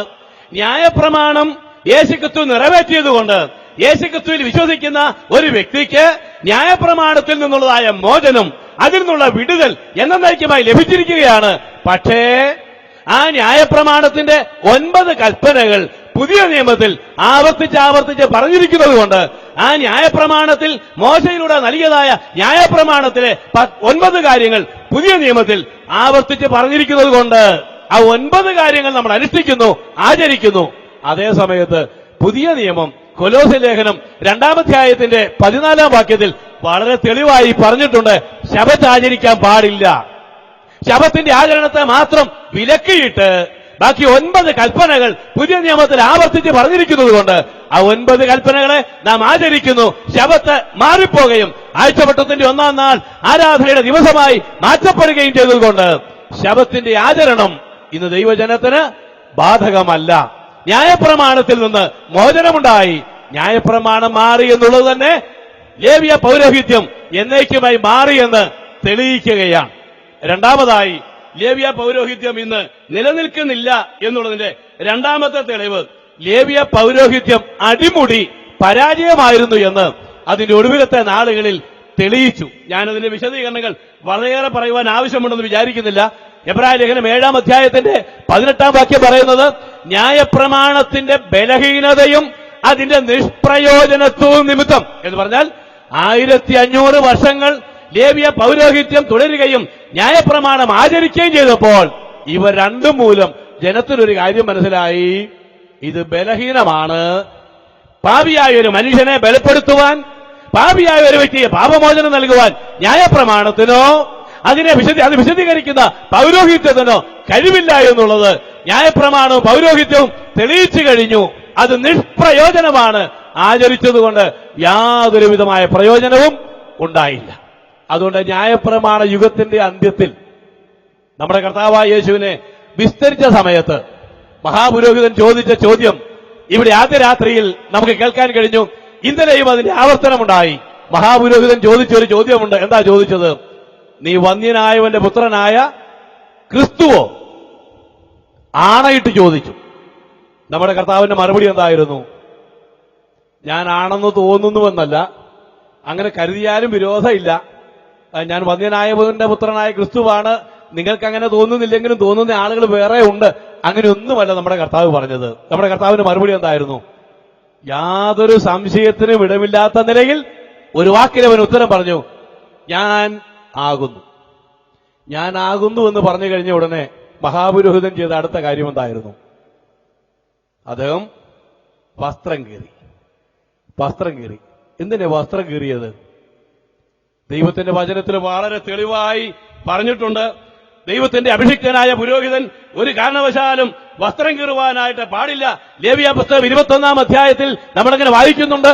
മഹാപുരോഹിതൻ 10-ാമത്തെ വാക്യത്തിൽ മുടി പിച്ചിപ്പറിക്കുകയോ വസ്ത്രം കീറുകയോ ചെയ്യാൻ പാടില്ല. ഇത് ചെയ്താൽ പൗരോഹിത്യത്തിന്റെ പരാജയം ഏറ്റുവാങ്ങി ആ പൗരോഹിത്യത്തിന് തിരശീല വീഴുക ആണ് എന്നാണ് അതിന്റെ അർത്ഥം. ഇവിടെ മഹാപുരോഹിതൻ ഈ വസ്ത്രം കീറാൻ കാരണം എന്താ? ഞാൻ ആകുന്നു എന്നുള്ള യേശുക്രിസ്തുവിന്റെ ഉത്തരമാണ്. പിന്നെ എന്താ പറയേണ്ടിയിരിക്കുന്നത്? നീ വന്യനായവന്റെ പുത്രനായ ക്രിസ്തു ആകണോ എന്ന് ചോദിച്ചപ്പോൾ ഞാൻ ആകുന്നു. നിങ്ങൾ എന്നോട് ചോദിക്കുക, നീ വർഗീസ് കുര്യൻ ആണോ എന്ന് ചോദിച്ചാൽ ഞാൻ പറയും, ഞാൻ ആകുന്നു. Yes, I M Varghese Kurian. ആരും എന്നെ കല്ലെറിയുകയില്ല. കേൾക്കുന്ന ആരും ചോദിക്കുന്ന ആളും വസ്ത്രം കീറുകയില്ല. പക്ഷെ കർത്താവിന്റെ ഉത്തരത്തിന് മുമ്പാകെ മഹാപുരോഹിതൻ വസ്ത്രം കീറാൻ കാരണം എന്താണ്? യോഹന്നാന്റെ സുവിശേഷം പരിശോധിച്ചാൽ 7 പ്രാവശ്യം ഞാൻ ആകുന്നു എന്നുള്ളതായ അവകാശവാദം നമ്മുടെ കർത്താവ് ഉന്നയിക്കുന്നുണ്ട്. അവിടെ ഉപയോഗിച്ചിരിക്കുന്ന വാക്കിന്റെ പ്രത്യേകത ഐ ആം എന്നാണ് ഇംഗ്ലീഷ് ബൈബിളിൽ നമ്മൾ വായിക്കുന്നതെങ്കിലും അതിന്റെ മൂലഭാഷയിൽ എഴുതിയിരിക്കുന്നത് I am that I am, എഗോ എയ്മി. എഗോ, അതിൽ നിന്ന് ഈഗോ എന്ന വാക്കുണ്ടായത്. ഞാൻ സ്വയം, ഞാനാകുന്നു. യേശു കർത്താവിന് വേണമെങ്കിൽ എഗോ എന്ന് പറഞ്ഞാൽ മതിയായിരുന്നു, അയാമെന്ന് പറഞ്ഞാൽ മതിയായിരുന്നു. പക്ഷേ കർത്താവ് പറഞ്ഞത് എഗോ എയ്മി, ഞാനാകുന്നവനാകുന്നു. ഇത് കേട്ടപ്പോൾ മഹാപുരോഹിതൻ ഒരു കാര്യം മനസ്സിലായി. നീ വന്യനായവന്റെ പുത്രനായ ക്രിസ്തു ആണോ എന്ന് ചോദിച്ചപ്പോൾ യേശു ക്രിസ്തു പറഞ്ഞത്, മഹാപുരോഹിത, ജനത്തിന്റെ അധിപതിയെ, താങ്കൾ വിചാരിച്ചതുപോലെയുള്ള ഒരു ചെറിയ പുത്രനൊന്നുമല്ല ഞാൻ ആരാണ്? ഏകദേശം 1500 വർഷങ്ങൾക്ക് മുമ്പ് മിദ്യാൻ മരുഭൂമിയിൽ വെച്ച് കത്തിക്കാടുന്ന വലിയൊരു മുൾപ്പടപ്പ് മോശയ്ക്ക് പ്രത്യക്ഷമായപ്പോൾ മോശ മുൾപ്പടപ്പ് വെന്തു പോകാതിരിക്കുന്ന കാഴ്ച കാണുവാൻ വളരെ ആഗ്രഹത്തോടെ മുൾപ്പടപ്പിന്റെ അടുത്തേക്ക് ചെന്നപ്പോൾ മോശയെ, നീ നിൽക്കുന്ന സ്ഥലം വിശുദ്ധ ഭൂമിയാകിയാൽ നിന്റെ കാലിൽ നിന്ന് ചെരുപ്പഴിച്ചു കളക എന്ന് പറയുന്ന ഒരു ശബ്ദം ആ തീയുടെ നടുവിൽ നിന്ന് കേൾക്കാനിടയായി. മോശയോട് ആ തീയുടെ നടുവിൽ നിന്ന് മാറി മാറി സംസാരിച്ചപ്പോൾ മോശ ഒടുവിൽ ഒരു ചോദ്യം ചോദിച്ചു. ശരി, നിർബന്ധമാണെങ്കിൽ ഞാൻ മിസ്രൈമിലേക്ക് പോയി ജനത്തെ വിടുവിച്ചു കൊണ്ടുവരാം. പക്ഷേ അവിടെ ചെല്ലുമ്പോൾ അവിടുത്തെ ജനമായി ഇസ്രായേൽ എന്നോടൊരു ചോദ്യം ചോദിക്കും. എന്താ ചോദ്യം? ആരാ നിന്നെ ഇങ്ങോട്ട് അയച്ചത്? നിന്നെ അയച്ച ദൈവത്തിന്റെ പേരെന്താ? അതുകൊണ്ട് ദൈവത്തിന്റെ പേരെനിക്കറിയണം. ആ പേര് ചോദിച്ചപ്പോൾ മുൾപ്പടപ്പിന്റെ നടുവിൽ പ്രത്യക്ഷനായ യഹോവ ദൈവം മോശയോട് പറഞ്ഞു, നിനക്ക് പേരറിയാൻ പാടില്ലല്ലേ? ഞാൻ ആകുന്നവൻ ഞാൻ ആകുന്നു. I am that I am എന്ന് പറഞ്ഞാൽ എന്നെ ഞാനാക്കിയതിന്റെ പിൻപിൽ ആർക്കും പങ്കില്ല. ഞാൻ ഇവിടെ നിന്നുകൊണ്ട് അഹങ്കാരത്തോടെ നെഞ്ചു വിരിച്ച് പറയുകയാണെന്ന് വിചാരിക്കുക, I am that I am, ഞാനാകുന്നവൻ ഞാനാകുന്നു എന്ന് പറഞ്ഞാൽ ഈ സ്ഥലത്ത് ആദ്യം എന്റെ പെടലിക്ക് പിടിക്കാൻ അർഹതയുള്ളത് OM ശമൂർ സാറിന്. കാരണം എന്നെ വേദപുസ്തകത്തിന്റെ ആദ്യ പാഠങ്ങൾ പോലും പഠിപ്പിച്ചത് അദ്ദേഹമാണ്. ഞാൻ വീട്ടിലേക്ക് ചെല്ലിയ മാതാപിതാക്കന്മാർ എന്റെ കഴുത്തിന് കയറി പിടിക്കും, എന്റെ അഹങ്കാരി, നീ ആയത് നിന്നെ കൊണ്ട് തന്നെയാണെന്നാണോ? നിന്നെ ഈ നിലയിലാക്കിയത് ഞങ്ങളാ. എന്നെ ചോദ്യം ചെയ്യാൻ 1000 ആളുകൾ എന്റെ ചുറ്റിലുമുണ്ടാകും. എന്നാൽ ഞാൻ ചോദിക്കട്ടെ, ഞാനാകുന്നവൻ ഞാനാകുന്നു എന്ന് യേശു കർത്താവ് പറയുമ്പോൾ അതിനിപ്പുറത്ത് നിന്ന് ഒരു ചോദ്യം ചോദിക്കാൻ പറ്റിയ ആരെങ്കിലും ഉണ്ടോ? ഇല്ല. ഈ വേദപുസ്തകം പ്രസംഗിക്കുകയൊക്കെ ചെയ്യുമ്പോഴൊക്കെ ചിലപ്പോഴൊക്കെ അറിയാതെ ഞങ്ങൾക്ക് നാവ് പിഴച്ചു പറയാറുണ്ട്, യേശു ക്രിസ്തു സ്വയംഭൂവാണെന്ന് പറയാറുണ്ട്. ആ വാക്ക് തന്നെ തെറ്റാ. അവൻ സ്വയം പൂജാതനായവനല്ല, അവൻ സ്വയാസ്തിക്യമുള്ളവനാ. അവനൊരാരംഭമില്ല. അവനെ അവനാക്കിയതിന്റെ മുൻപിൽ ആർക്കും പങ്കില്ല. അവൻ നിത്യനായ ദൈവമാണ്. ആ ദൈവമാണ് പറയുന്നത് ഞാൻ ആകുന്നു. മഹാപുരോഹിതൻ സമ്മതിച്ചു, ഞാനാകുന്നവൻ ഞാനാകുന്നു എന്ന് പറഞ്ഞുകൊണ്ട് എന്റെ മുമ്പാകെ ഒരുവൻ നിൽക്കുകയാണെങ്കിൽ അവന്റെ മുമ്പാകെ ഇരിക്കാൻ ഞാൻ യോഗ്യനല്ല. അവന്റെ പൗരോഹിത്യത്തിന്റെ മുമ്പാകെ അഹരോനിൽ ആരംഭിച്ച് 1500 വർഷങ്ങൾ തുടർന്നു വന്നതായ ഈ പൗരോഹിത്യം ബലഹീനമാണ്, നിഷ്പ്രയോജനമാണ്. അല്ലയോ വന്യനായവന്റെ പുത്രനായ ക്രിസ്തുവായ മഹാപുരോഹിത, ഞാൻ അടിയറ പറയുന്നു, സുല്ലിടുന്നു എന്ന് പറഞ്ഞ് മഹാപുരോഹിതൻ വസ്ത്രം കീറി അതോടുകൂടെ ലേവ്യ പൗരോഹിത്യം എന്നേക്കുമായി അവസാനിച്ചു. രണ്ടാമതായി, ദേവാലയത്തിൽ പുരോഹിതന്മാർ ശുശ്രൂഷ ചെയ്തു വരുമ്പോൾ അതിവിശുദ്ധ സ്ഥലവും വിശുദ്ധ സ്ഥലവും തമ്മിൽ വേർതിരിച്ചിരുന്ന കനത്ത ഒരു തിരശ്ശീലയുണ്ടായിരുന്നു. വളരെ വിചിത്രമായ നിലയിൽ, മനോഹരമായ നിലയിൽ, ചിത്രത്തയ്യലുള്ളതായ പണികളോടുകൂടിയ മനോഹരമായ ഒരു തിരശ്ശീല. യേശു കർത്താവ് ഉറക്കെ നിലവിളിച്ച് പ്രാണനെ വിടുന്ന സമയത്ത് നിവൃത്തിയായെന്ന് പറഞ്ഞുകൊണ്ട് പ്രാണനെ വിട്ടപ്പോൾ ലേവ്യ പൗരോഹിത്യം എന്തെല്ലാം ആവശ്യപ്പെട്ടിരുന്നുവോ, അതെന്തെല്ലാം നിഴലുകളിലൂടെ ആളുകളെ പരിചയപ്പെടുത്തിയിരുന്നുവോ, ആ നിഴലെല്ലാം പൊരുളിന് വഴിമാറി. ഇനി അതിവിശുദ്ധ സ്ഥലത്തേക്ക് ധൈര്യത്തോടെ ഏതൊരാൾക്കും പ്രവേശിക്കാം, ഏത് പുരോഹിതനും പ്രവേശിക്കാം. ആ സത്യം വിളിച്ചറിയിച്ചുകൊണ്ട് ദേവാലയത്തിലെ തിരശ്ശീല മേൽ തൊട്ട് അടിയോളം ചിന്തിപ്പോകാനിടയായി. ലൂക്കോസിന്റെ സുവിശേഷം 23-ാം അധ്യായം 44-ാം വാക്യം. മൂന്നാമത്തെ തെളിവ്, നമ്മുടെ കർത്താവായ യേശു ക്രിസ്തുവിന്റെ ശുശ്രൂഷ കാലയളവിൽ നാം വായിക്കുന്ന പൗരോഹിത്യത്തിന്റെ പ്രത്യേകതകളിൽ ഒന്ന്, ആ കാലത്ത് 2 മഹാപുരോഹിതന്മാരുണ്ടായിരുന്നു. ഹന്നാവും കയ്യപ്പാവും മഹാപുരോഹിതന്മാരായി ഇരിക്കും കാലം സെഖര്യാവിന്റെ മകനായ യോഹന്നാന് യഹൂദ മരുഭൂമിയിൽ വെച്ചുണ്ടായ ദർശനം അല്ലെങ്കിൽ വെളിപ്പാട് എന്ന് പറഞ്ഞുകൊണ്ടാണ് യോഹന്നാനെ പോലും പരിചയപ്പെടുത്തുന്നത്. അപ്പോൾ ഒരു സമയത്ത് എത്ര മഹാപുരോഹിതന്മാരുണ്ട്? ഒരു അഡ്ജസ്റ്റ്മെന്റ്. ഇപ്പോഴത്തെ രാഷ്ട്രീയ പാർട്ടികൾ പഞ്ചായത്ത് പ്രസിഡന്റ്, കോർപ്പറേഷന്റെ മേയറെയൊക്കെ തെരഞ്ഞെടുക്കുന്ന പോലെ 2.5 വർഷക്കാലം ഒരാൾക്ക്, അടുത്ത 2.5 വർഷം വേറൊരാൾക്ക്. ആ രീതിയിലുള്ള ഒരു പങ്കുവയ്പ് നടന്ന കാലമാണ് യേശു കർത്താവിന്റെ കാലത്തെ പൗരോഹിത്യത്തിന് സംഭവിച്ച വീഴ്ച. അമ്മായിയപ്പനും മരുമകനും 2 ആളുകൾ മഹാപുരോഹിതന്മാരായിരിക്കുകയാണ്. എന്നാൽ വേദപുസ്തകത്തിന്റെ പിറകിലത്തെ ചരിത്രത്തിലേക്ക് പോയാൽ നമുക്കറിയാം, സംഖ്യാപുസ്തകത്തിന്റെ ഏതാണ്ട് ഒടുവിലത്തെ ഭാഗത്തേക്ക് വരുമ്പോൾ 20-ാം അധ്യായത്തിന്റെ 25 മുതലുള്ള വാക്യങ്ങൾ സമയത്തിന്റെ കുറവ് കൊണ്ട് വായിക്കുന്നില്ലെന്ന് മാത്രമേ ഉള്ളൂ. മോശയോട് ദൈവം പറഞ്ഞു, മോശയെ അഹരോനെയും കൊണ്ട് നീ കുന്നിന്റെ മുകളിലേക്ക് കടക്കണം, പർവ്വതത്തിന്റെ മുകളിൽ കയറണം.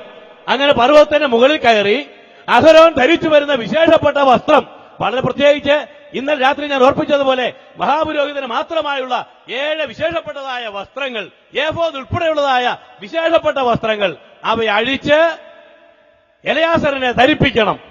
അഹരോന്റെ മകനായ എലയാസറിനെ വിശേഷപ്പെട്ട വസ്ത്രം ധരിപ്പിക്കണം. എന്തുകൊണ്ട്? ഒരേ സമയത്ത് അഹരോനും എലയാസാരും പുരോഹിതന്മാരായിരിക്കാൻ പാടില്ല. ഒറ്റയാളെ പുരോഹിതനാകാൻ പാടുള്ളൂ. യേശുക്രിസ്തുവിന്റെ കാലമായപ്പോൾ ന്യായപ്രമാണത്തിന്റെ പൗരോഹിത്യത്തിന് അപജയം സംഭവിച്ച്, വീഴ്ച സംഭവിച്ച് പൗരോഹിത്യം 2 ആളുകളിലേക്ക് കൈമാറുമ്പോൾ അതും തെളിയിക്കുന്നത് അഹരോന്യ പൗരോഹിത്യം അവസാനിച്ചു കഴിഞ്ഞു എന്നുള്ളതാണ്. ഈ തെളിവുകൾ തന്നെ ധാരാളം മതിയാകുമെന്ന് ഞാൻ വിചാരിക്കുകയാണ്. അഹരോന്യ പൗരോഹിത്യം യേശുക്രിസ്തുവിങ്കിൽ പൂർണ്ണമായി മാറ്റപ്പെട്ടു. ആ പൗരോഹിത്യത്തിന്റെ പൗരോഹിത്യ ധർമ്മവും അതിന്റെ യാഗങ്ങളും അതിന്റെ ബലികളും അതിന്റെ ആചരണങ്ങളുമെല്ലാം യേശുക്രിസ്തുവിൽ നിറവേറാനിടയായി എന്നുള്ളത് വളരെ തെളിവായ സത്യമാണ്. വീണ്ടും 7-ാം അധ്യായത്തിന്റെ 23-ാം വാക്യത്തിൽ നാം വായിക്കുന്നത്, മരണം മുഖാന്തരം ലേവ്യ പൗരോഹിത്യത്തിന് മുടക്കം വന്നു. ചരിത്രകാരന്മാരുടെ ചരിത്രരേഖകളെ വിശ്വസിക്കാമെങ്കിൽ ചരിത്രകാരന്മാർ പറയുന്നത് അഹരോൻ തുടങ്ങി യേശുക്രിസ്തുവിന്റെ കാലം വരെ ഏതാണ്ട് 84 മഹാപുരോഹിതന്മാർ ഈ പൗരോഹിത്യ ശുശ്രൂഷയിൽ ഏർപ്പെട്ടുവെന്ന 84 മഹാപുരോഹിതന്മാർ. ഒരാൾ മരിക്കുന്നു, അഹരോ മരിക്കുന്നു, എലയാസർ ചാർജ് എടുക്കുന്നു. എലയാസർ മരിക്കുമ്പോൾ അടുത്തയാൾ മഹാപുരോഹിതനായിത്തീരുന്നു. 84 ആളുകൾ മാറി മാറി ഏഫോദ് ധരിച്ചു. പക്ഷേ നമ്മുടെ കർത്താവിന്റെ കാലമായപ്പോൾ യഹൂദ മതത്തിന്റെ നേതാക്കന്മാർ പറഞ്ഞു, ഈ പൗരോഹിത്യം കൊണ്ടും ഈ ന്യായപ്രമാണം കൊണ്ടും നമുക്കൊന്നും സാധിക്കുന്നില്ലല്ലോ, ജനമെല്ലാം അവന്റെ പിന്നാലെ ആയിപ്പോയി. എന്റെ പ്രിയപ്പെട്ടവരെ, ലേവ്യ പൗരോഹിത്യത്തിന്റെ പിന്തുടർച്ച അവകാശപ്പെടുന്ന ആളുകൾ ഈ കാര്യം പ്രത്യേകം ഓർത്തിരിക്കണം.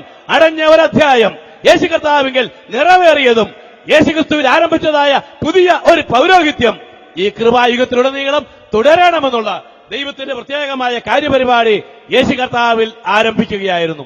2 പ്രധാനപ്പെട്ട സത്യങ്ങൾ ഇതോട് ബന്ധപ്പെട്ട് ഞാൻ ഓർപ്പിച്ചു. മൂന്നാമത്തെ കാര്യം, ഈ ക്രിസ്തീയ പൗരോഹിത്യം യേശുക്രിസ്തു എന്ന മഹാപുരോഹിതന്റെ മേന്മയിലും അവന്റെ കഴിവിലും അടിസ്ഥാനപ്പെട്ടിട്ടുള്ളതാണ്. അതുകൊണ്ടാണ് നാം വായിച്ച വേദഭാഗത്തിന്റെ ആദ്യ വാക്യത്തിൽ കണ്ടത്, ഇങ്ങനെയുള്ളൊരു മഹാപുരോഹിതനല്ലോ നമുക്ക് വേണ്ടത്. Such a high priest meets our needs. നമ്മുടെ ആവശ്യങ്ങളെ സാധിപ്പിക്കുന്ന ഒരു മഹാപുരോഹിതൻ. അത് ഹാബേലിന് കഴിഞ്ഞില്ല, അബ്രഹാമിനെ പോലുള്ള പിതാക്കന്മാർക്ക് കഴിഞ്ഞില്ല, മൽക്കിസദേക്കിനെ കൊണ്ട് സാധിച്ചില്ല, അഹരോനെ കൊണ്ട് സാധിച്ചില്ല, ഇസ്രായേലിലെ പുരോഹിതന്മാരെ കൊണ്ട് സാധിച്ചില്ല. എന്നാൽ നമ്മുടെ ആവശ്യങ്ങളെ സാധിപ്പിക്കാൻ കഴിയുന്ന ഒരു നല്ല മഹാപുരോഹിതൻ, ആ മഹാപുരോഹിതന്റെ പ്രത്യേകതകൾ വളരെ വിശദമായി 7-ാം അധ്യായത്തിൽ പ്രതിപാദിച്ചിരിക്കുകയാണ്. അതിലേക്ക് നിങ്ങളുടെ ശ്രദ്ധയെ തിരിക്കാൻ ഞാൻ ആഗ്രഹിക്കുകയാണ്. 7-ാം അധ്യായത്തിന്റെ ആരംഭത്തിലെ ചില വാക്യങ്ങൾ ശ്രദ്ധിച്ചാൽ നമ്മുടെ കർത്താവായ യേശുക്രിസ്തുവിന്റെ പൗരോഹിത്യം മൽക്കിസദേക്കിന്റെ വിധത്തിലുള്ളതായ ക്രമത്തിലുള്ളതായ പൗരോഹിത്യമാണ് എന്ന് തെളിയിച്ചിരിക്കാം. ആദ്യത്തെ 3 വാക്യങ്ങൾ നമുക്കൊന്ന് വായിക്കാം. ചിന്താക്കുഴപ്പമുണ്ടാക്കുന്ന പല കാര്യങ്ങൾ ആ ഭാഗത്തുള്ളതുകൊണ്ട് അവയുടെ വിശദീകരണം കൂടെ പറയേണ്ടത് ആവശ്യമാണ് എന്ന് ഞാൻ വിചാരിക്കുന്നു. നമ്മുടെ കർത്താവായ യേശുക്രിസ്തുവിന്റെ പൗരോഹിത്യം മൽക്കിസദേക്കിന്റെ പൗരോഹിത്യത്തിന്റെ വിധത്തിലുള്ളതാണ്. അതിന് മനോഹരമായൊരു നിഴലായിരുന്നു മൽക്കിസദേക്ക് എന്ന് ആദ്യത്തെ 3 വാക്യങ്ങളിൽ പറഞ്ഞിരിക്കുകയാണ്. ആ വാക്യങ്ങൾ വായിച്ചു കേൾക്കാം. ശാലോം രാജാവും അത്യുന്നതനായ ദൈവത്തിന്റെ പുരോഹിതനുമായ ഈ മൽക്കീസദേക്ക് രാജാക്കന്മാരെ ജയിച്ച് മടങ്ങിവരുന്ന അബ്രഹാമിനെ എതിരേറ്റ് അനുഗ്രഹിച്ചു. അബ്രഹാം അവന് സകലത്തിലും 10-1 കൊടുത്തു. അവന്റെ പേരിന് ആദ്യം നീതിയുടെ രാജാവെന്നും പിന്നെ ശാലേം രാജാവ് എന്ന് വെച്ചാൽ സമാധാനത്തിന്റെ രാജാവ് എന്നും അർത്ഥം. അവന് പിതാവില്ല, മാതാവില്ല, വംശാവലിയില്ല, ജീവാരംഭവും ജീവാവസാനവുമില്ല. അവൻ ദൈവപുത്രന് തുല്യനായി എന്നേക്കും പുരോഹിതനായിരിക്കുന്നു. ഇങ്ങനെ ഒരാള് ജീവിച്ചിരിക്കാൻ സാധ്യതയുണ്ടോ? മാതാവില്ല, പിതാവില്ല, ജീവാരംഭമില്ല, ജീവാവസാനമില്ല, വംശാവലിയില്ല. അടുത്ത വാചകം, അവൻ ദൈവപുത്രന് തുല്യനായി എന്നേക്കും പുരോഹിതനായിരിക്കുന്നു. അപ്പോൾ ഈ വാക്കുകൾ മാതാവില്ല, പിതാവില്ല, ജീവാരംഭമില്ല, ജീവാവസാനമില്ല, വംശാവലിയില്ല, ഈ വാക്കുകൾ കൊണ്ട് ചില ആളുകൾ വിചാരിക്കുന്നത് ഈ മൽക്കിസദേക്ക് എന്ന് പറയുന്നത് പഴയ നിയമകാലത്ത് അബ്രഹാമിനെ എതിരേറ്റ് ചെന്ന പരിശുദ്ധാത്മാവാണെന്നാണ്. എന്നാൽ നാം പ്രത്യേകം ഓർക്കേണ്ടത്, പിതാവായ ദൈവമോ പരിശുദ്ധാത്മാവായ ദൈവമോ പഴയ നിയമത്തിൽ ഒരിടത്തും ഒരു ശരീരം സ്വീകരിച്ച് വെളിപ്പെട്ടതായോ ഇനി ഒരു ദൂതനായി വെളിപ്പെട്ടതായോ പോലും നമുക്ക് യാതൊരു സൂചനയുമില്ല. പഴയ നിയമത്തിൽ യഹോവ, ദൈവം, പുരുഷൻ, ദൈവപുരുഷൻ, ദൂതൻ, ഈ പേരിലൊക്കെ വെളിപ്പെട്ടതെല്ലാം നമ്മുടെ കർത്താവായ യേശുക്രിസ്തു തന്നെയായിരുന്നു. കർത്താവിന്റെ പഴയ നിയമത്തിലെ വെളിപ്പാടുകളായിരുന്നു.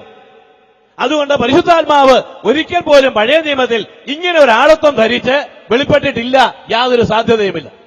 വേറെ ചിലർ വിചാരിക്കുന്നത് ഈ മൽക്കിസദേക്ക് കർത്താവായ യേശുക്രിസ്തു താൻ തന്നെ ആയിരുന്നു എന്നാണ്. അല്ല,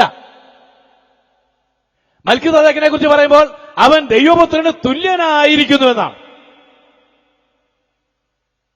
മൂന്നാമത്തെ പഠിപ്പിക്കൽ, ഈ ഭാഗം പറയുന്നത് പോലെ തന്നെ അദ്ദേഹം ശാലേമിലെ രാജാവായിരുന്നു, യെരുശലേമിലെ രാജാവായിരുന്നു, അത്യുന്നതനായ ദൈവത്തിന്റെ പുരോഹിതനായിരുന്നു. പക്ഷേ മാതാവില്ല, പിതാവില്ല, ജീവാരംഭമില്ല, ജീവാവസാനമില്ല, വംശാവലിയില്ല. അങ്ങനെ ഒരാൾക്ക് രാജാവും പുരോഹിതനുമായിരിക്കാൻ കഴിയുമോ? കഴിയും. എന്തുകൊണ്ട് കഴിയും? അദ്ദേഹത്തിന്റെ ഈ ചരിത്ര പിന്നാമ്പുറങ്ങൾ പഴയ നിയമത്തിൽ എഴുതിയിട്ടില്ല എന്ന് മാത്രമേ ഉള്ളൂ. ഞാനൊന്നുകൂടെ പറയട്ടെ, ചരിത്രത്തിൽ ജീവിച്ചിരുന്ന മൽക്കിസദേക്കിന് പിതാവുണ്ടായിരുന്നു, മാതാവുണ്ടായിരുന്നു, ജീവാരംഭമുണ്ടായിരുന്നു, ജീവാവസാനമുണ്ടായിരുന്നു, അദ്ദേഹത്തിന് വംശാവലി ഉണ്ടായിരുന്നു.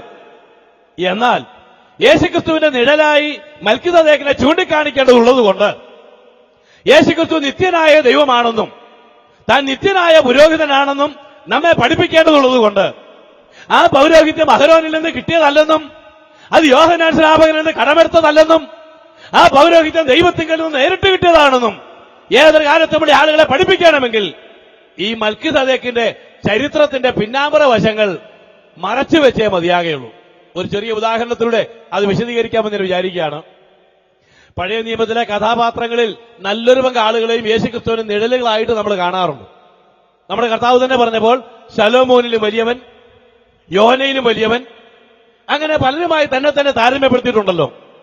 അങ്ങനെയുള്ള പഴയ നിയമ നിഴലുകളിൽ വെച്ച്, കഥാപുരുഷന്മാരിൽ വെച്ച് യാതൊരു ന്യൂനതയും ചൂണ്ടിക്കാണിക്കാത്ത ഒരാളായിരുന്നു യോസെഫ്. എന്തുകൊണ്ട്? പ്രസംഗകരായി ഞങ്ങളൊക്കെ സൺഡേ സ്കൂൾ അധ്യാപകരും യോസേഫും യേശുക്രിസ്തുവുമായുള്ള താരതമ്യം പല നിലകളിൽ ചൂണ്ടിക്കാണിക്കാറുണ്ട്. അപ്പോൾ ചോദ്യം സ്വാഭാവികമായിട്ടും ഉണ്ടാകാം, ഈ യോസേഫിൽ യാതൊരു തെറ്റും ഉണ്ടായിട്ടില്ലേ? യോസേഫ് ഒരിക്കൽ പോലും ഒരു പാപവും ചെയ്തിട്ടില്ലേ? യോസേഫിന് ഒരിക്കൽ പോലും ഒരു വീഴ്ച ഉണ്ടായിട്ടില്ലേ? പാപം ചെയ്യാത്ത ഒരു വിശുദ്ധനായിട്ടാണ് യോസേഫ് ജീവിച്ചിട്ടുള്ളത്? അല്ല. യോസേഫ് നമ്മിൽ ആരെയും പോലെ ജീവിച്ചിരുന്ന ഒരു മനുഷ്യനാണ്. പരീക്ഷകളെയും പ്രലോഭനങ്ങളെയും അദ്ദേഹം അതിജീവിച്ചു എന്നുള്ളത് മറ്റൊരു കാര്യമാണ്. എങ്കിലും അദ്ദേഹത്തിന്റെ ജീവിതത്തിൽ ധാരാളം വൈകല്യങ്ങളും വീഴ്ചകളും വന്നിരിക്കാൻ സാധ്യതയുണ്ട്. കാരണം യോസേഫും നമ്മെപ്പോലൊരു മനുഷ്യനാണ്. എന്നാൽ യോസേഫിന്റെ ജീവിതത്തിലെ വീഴ്ചകൾ എന്താ ചൂണ്ടിക്കാണിക്കാത്തത്? യോസേഫിനെ യേശുക്രിസ്തുവിന്റെ നല്ലൊരു നിഴലായി ചൂണ്ടിക്കാണിക്കേണ്ടതുള്ളത് കൊണ്ട് ആ പിന്നാമ്പുറ രഹസ്യങ്ങളെല്ലാം ദൈവാത്മാവ് മനഃപൂർവ്വം മറച്ചു വെച്ചിരിക്കുക. അതുപോലെ തന്നെ യേശുക്രിസ്തുവിന്റെ പൗരോഹിത്യം നിത്യപൗരോഹിത്യമാണെന്നും അത് ദൈവത്താൽ ലഭിച്ചതാണെന്നും മനുഷ്യരുടെ പൗരോഹിത്യത്തിന്റെ തുടർച്ചയല്ലെന്ന് വ്യക്തമാക്കണമെങ്കിൽ മൽക്കിസദേക്കിന്റെ അപ്പൻ ആരാണെന്നോ അമ്മ ആരാണെന്നോ ജീവാരംഭം എന്നായിരുന്നെന്നോ മരിച്ചതെന്നായിരുന്നെന്നോ വംശാവലി എന്തായിരുന്നെന്നോ ഈ കാര്യങ്ങൾ വെളിപ്പെടുത്തിയാൽ ശരിയാകാത്തതുകൊണ്ട് അവയെല്ലാം മറച്ചു വെച്ചിരിക്കുക. വീണ്ടും ഒന്നുകൂടെ പറയട്ടെ, ചരിത്രത്തിൽ ജീവിച്ചിരുന്ന മൽക്കിസദേക്കിന് ഇതെല്ലാം ഉണ്ടായിരുന്നു. എന്നാൽ വേദപുസ്തകത്തിലെ മൽക്കിസദേക്കിന് ഇതൊന്നുമില്ല. എന്ന് പറഞ്ഞാൽ അതൊന്നും എഴുതിയിട്ടില്ല. ആ ഒന്നാമത്തെ ഖണ്ഡികയുടെ അവസാനത്തെ വാക്കാണ് ഏറെ ചിന്താക്കുഴപ്പമുണ്ടാക്കുന്നത്. അവൻ ദൈവപുത്രന് തുല്യനായി എന്നേക്കും പുരോഹിതനായിരിക്കുന്നു. അപ്പൊ ഒരു ചോദ്യം ഉണ്ടാകാം, ദൈവപുത്രന് തുല്യനാകണമെങ്കിൽ ആൾ ആരായിരിക്കണം? ദൈവമായിരിക്കണം. ആ തർജ്ജിമയിൽ ഒരു ചെറിയ വീഴ്ച വന്നുപോയെന്ന് വേണം വിചാരിക്കാൻ. He's made like the son of God forever എന്നാണ്. He's made like, he's equal എന്നല്ല, മെയ്ഡ് ലൈക്ക് എന്ന് പറഞ്ഞാൽ ദൈവപുത്രന് തുല്യനായെന്നല്ല, ദൈവപുത്രന് സദൃശനായി, ദൈവപുത്രന് നിഴലായി, ദൈവപുത്രനെ ചൂണ്ടിക്കാണിക്കാൻ, ദൈവപുത്രനെ വെളിപ്പെടുത്താൻ, ദൈവപുത്രന്റെ പൗരോഹിത്യത്തിന്റെ വൈശിഷ്ട്യം ലോകത്തെ വെളിപ്പെടുത്താൻ he was made like the son of God. ദൈവപുത്രന് സദൃശനായി മൽക്കിസദേക്കിനെ ദൈവാത്മാവ് ചൂണ്ടിക്കാണിക്കാണ്. ദൈവപുത്രന് തുല്യനായിട്ടല്ല, ദൈവപുത്രന് തുല്യനാകണമെങ്കിൽ അദ്ദേഹം ദൈവം തന്നെ ആയിരിക്കണം. ഇവിടെ മൽക്കിസദേക്കിന്റെ പൗരോഹിത്യത്തിന്റെ ആ ക്രമം ഏതാണ്ട് അതുപോലെ, അത് വിശദീകരിച്ചതുപോലെയാണ് യേശുക്രിസ്തുവിന്റെ പൗരോഹിത്യം എന്നുള്ളതാണ് ക്രിസ്തീയ പൗരോഹിത്യത്തിന്റെ അടിസ്ഥാനം. ഇതിന്റെ ഒരു 4-5 വിശദീകരണങ്ങൾ വേഗമൊന്ന് ചൂണ്ടിക്കാണിക്കട്ടെ. ഈ മൽക്കിസദേക്കിന്റെ പൗരോഹിത്യത്തിന്റെ ഒന്നാം പ്രത്യേകത ആദ്യന്തമില്ലാത്ത പൗരോഹിത്യമാണ്. അഹരോന്റെ പൗരോഹിത്യത്തിന് ആരംഭമുണ്ടായിരുന്നു, അവസാനമുണ്ടായിരുന്നു. പിന്നീട് വന്ന മഹാപുരോഹിതന്മാരെല്ലാം മരണമുഖാന്തരം അവരുടെ പൗരോഹിത്യം അവസാനിച്ച് അടുത്തയാളിന് പൗരോഹിത്യം കൈമാറിയപ്പോൾ യേശുക്രിസ്തുവിന്റെ പൗരോഹിത്യം അന്തമില്ലാത്ത പൗരോഹിത്യമാണ്. 2 മൽക്കിസദേക്കിനെ കുറിച്ച് പറയുമ്പോൾ ഉൽപ്പത്തി 14-ാം അധ്യായത്തിൽ പറയുന്ന പ്രത്യേകമായൊരു പ്രയോഗമുണ്ട്. അദ്ദേഹം അത്യുന്നതനായ ദൈവത്തിന്റെ പുരോഹിതനായിരുന്നു. അബ്രഹാമിനെ അനുഗ്രഹിക്കുമ്പോൾ സ്വർഗത്തിനും ഭൂമിക്കും നാഥനായ ദൈവത്താൽ അബ്രഹാം അനുഗ്രഹിക്കപ്പെടട്ടെ എന്നാണ് പറഞ്ഞത്. എന്താ ഈ സ്വർഗത്തിനും ഭൂമിക്കും നാഥനായ ദൈവം എന്നുള്ള പ്രയോഗത്തിന്റെ അർത്ഥം? ദൈവത്തിന്റെ നാമങ്ങളെല്ലാം അതിൽ തന്നെ നിസ്തുല്യങ്ങളാണ്. സ്വർഗത്തിനും ഭൂമിക്കും നാഥൻ എന്ന് പറഞ്ഞാൽ സ്വർഗത്തിന്റെ വ്യാപ്തി എന്തുമാത്രമുണ്ടോ, ഭൂമിയുടെ പരപ്പ് എന്തുമാത്രമുണ്ടോ, ചുരുക്കി പറഞ്ഞാൽ സർവ്വഭൂമിയുടെയും പുരോഹിതനായിട്ടാണ് മൽക്കിസദേക്കിനെ ഉൽപ്പത്തി 14-ാം അധ്യായം ചൂണ്ടിക്കാണിക്കുന്നത്. എന്നാൽ അഹരോന്റെ പൗരോഹിത്യത്തിന്റെ പ്രത്യേകത എന്തായിരുന്നു? ഒരു ചെറിയ രാജ്യം, ഇസ്രായേൽ രാജ്യത്ത് മാത്രം യഹോവ എന്ന പേരിൽ വെളിപ്പെട്ട ആ ദൈവത്തെ സേവിക്കുന്ന ഒരു പുരോഹിതനായിരുന്നു അഹരോനും ലേവ്യ പൗരോഹിത്യവും. അങ്ങനെയാണെങ്കിൽ ലേവ്യ പൗരോഹിത്യമാണോ മൽക്കിസദേക്കിന്റെ പൗരോഹിത്യമാണോ ഏറെ ശ്രേഷ്ഠമേറിയത്? ഒന്ന്, ഒരു നാഷണൽ പ്രീസ്റ്റ്ഹുഡ് ആയിരുന്നെങ്കിൽ, ഒരു രാജ്യത്തിന്റെ പൗരോഹിത്യമായിരുന്നെങ്കിൽ, മറ്റേത് യൂണിവേഴ്സൽ പ്രീസ്റ്റ്ഹുഡാണ്, സാർവലൗകികമായ പൗരോഹിത്യമാണ്.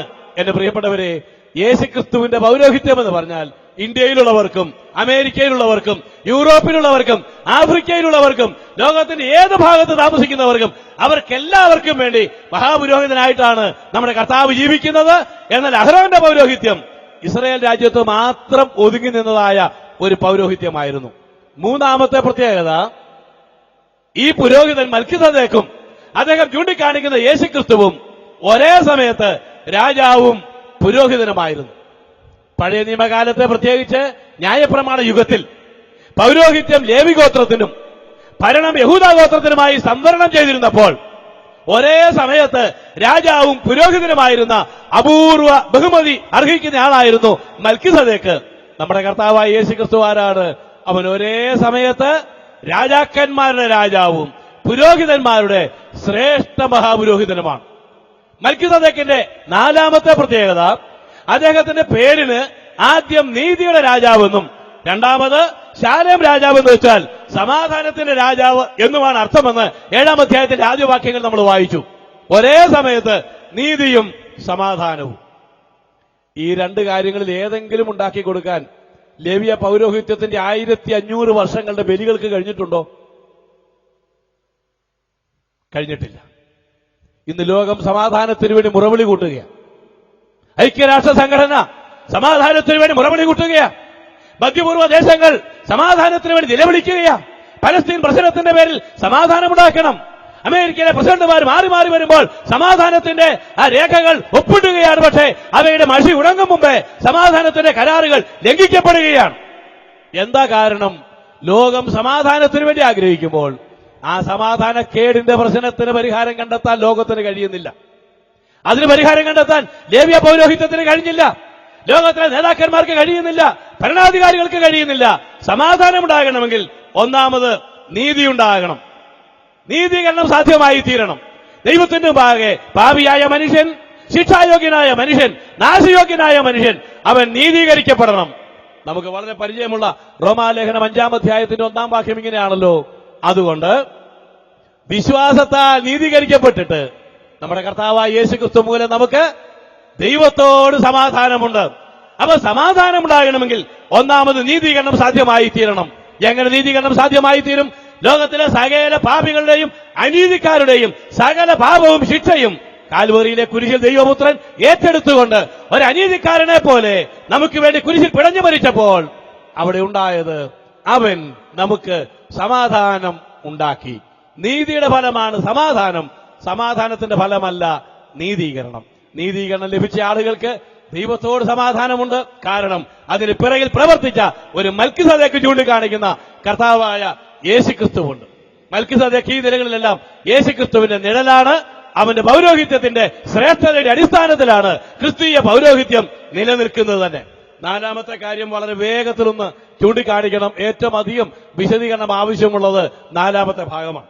ഇവിടെ നമ്മൾ വായിച്ച ഒടുവിലത്തെ വാക്യത്തിൽ കണ്ടത്, ന്യായപ്രമാണം ബലഹീന മനുഷ്യരെ മഹാപുരോഹിതന്മാരാക്കുന്നു. ന്യായപ്രമാണത്തിന് പിൻപുള്ള ആണയുടെ വചനം. എന്താ ഈ ആണയുടെ വചനം?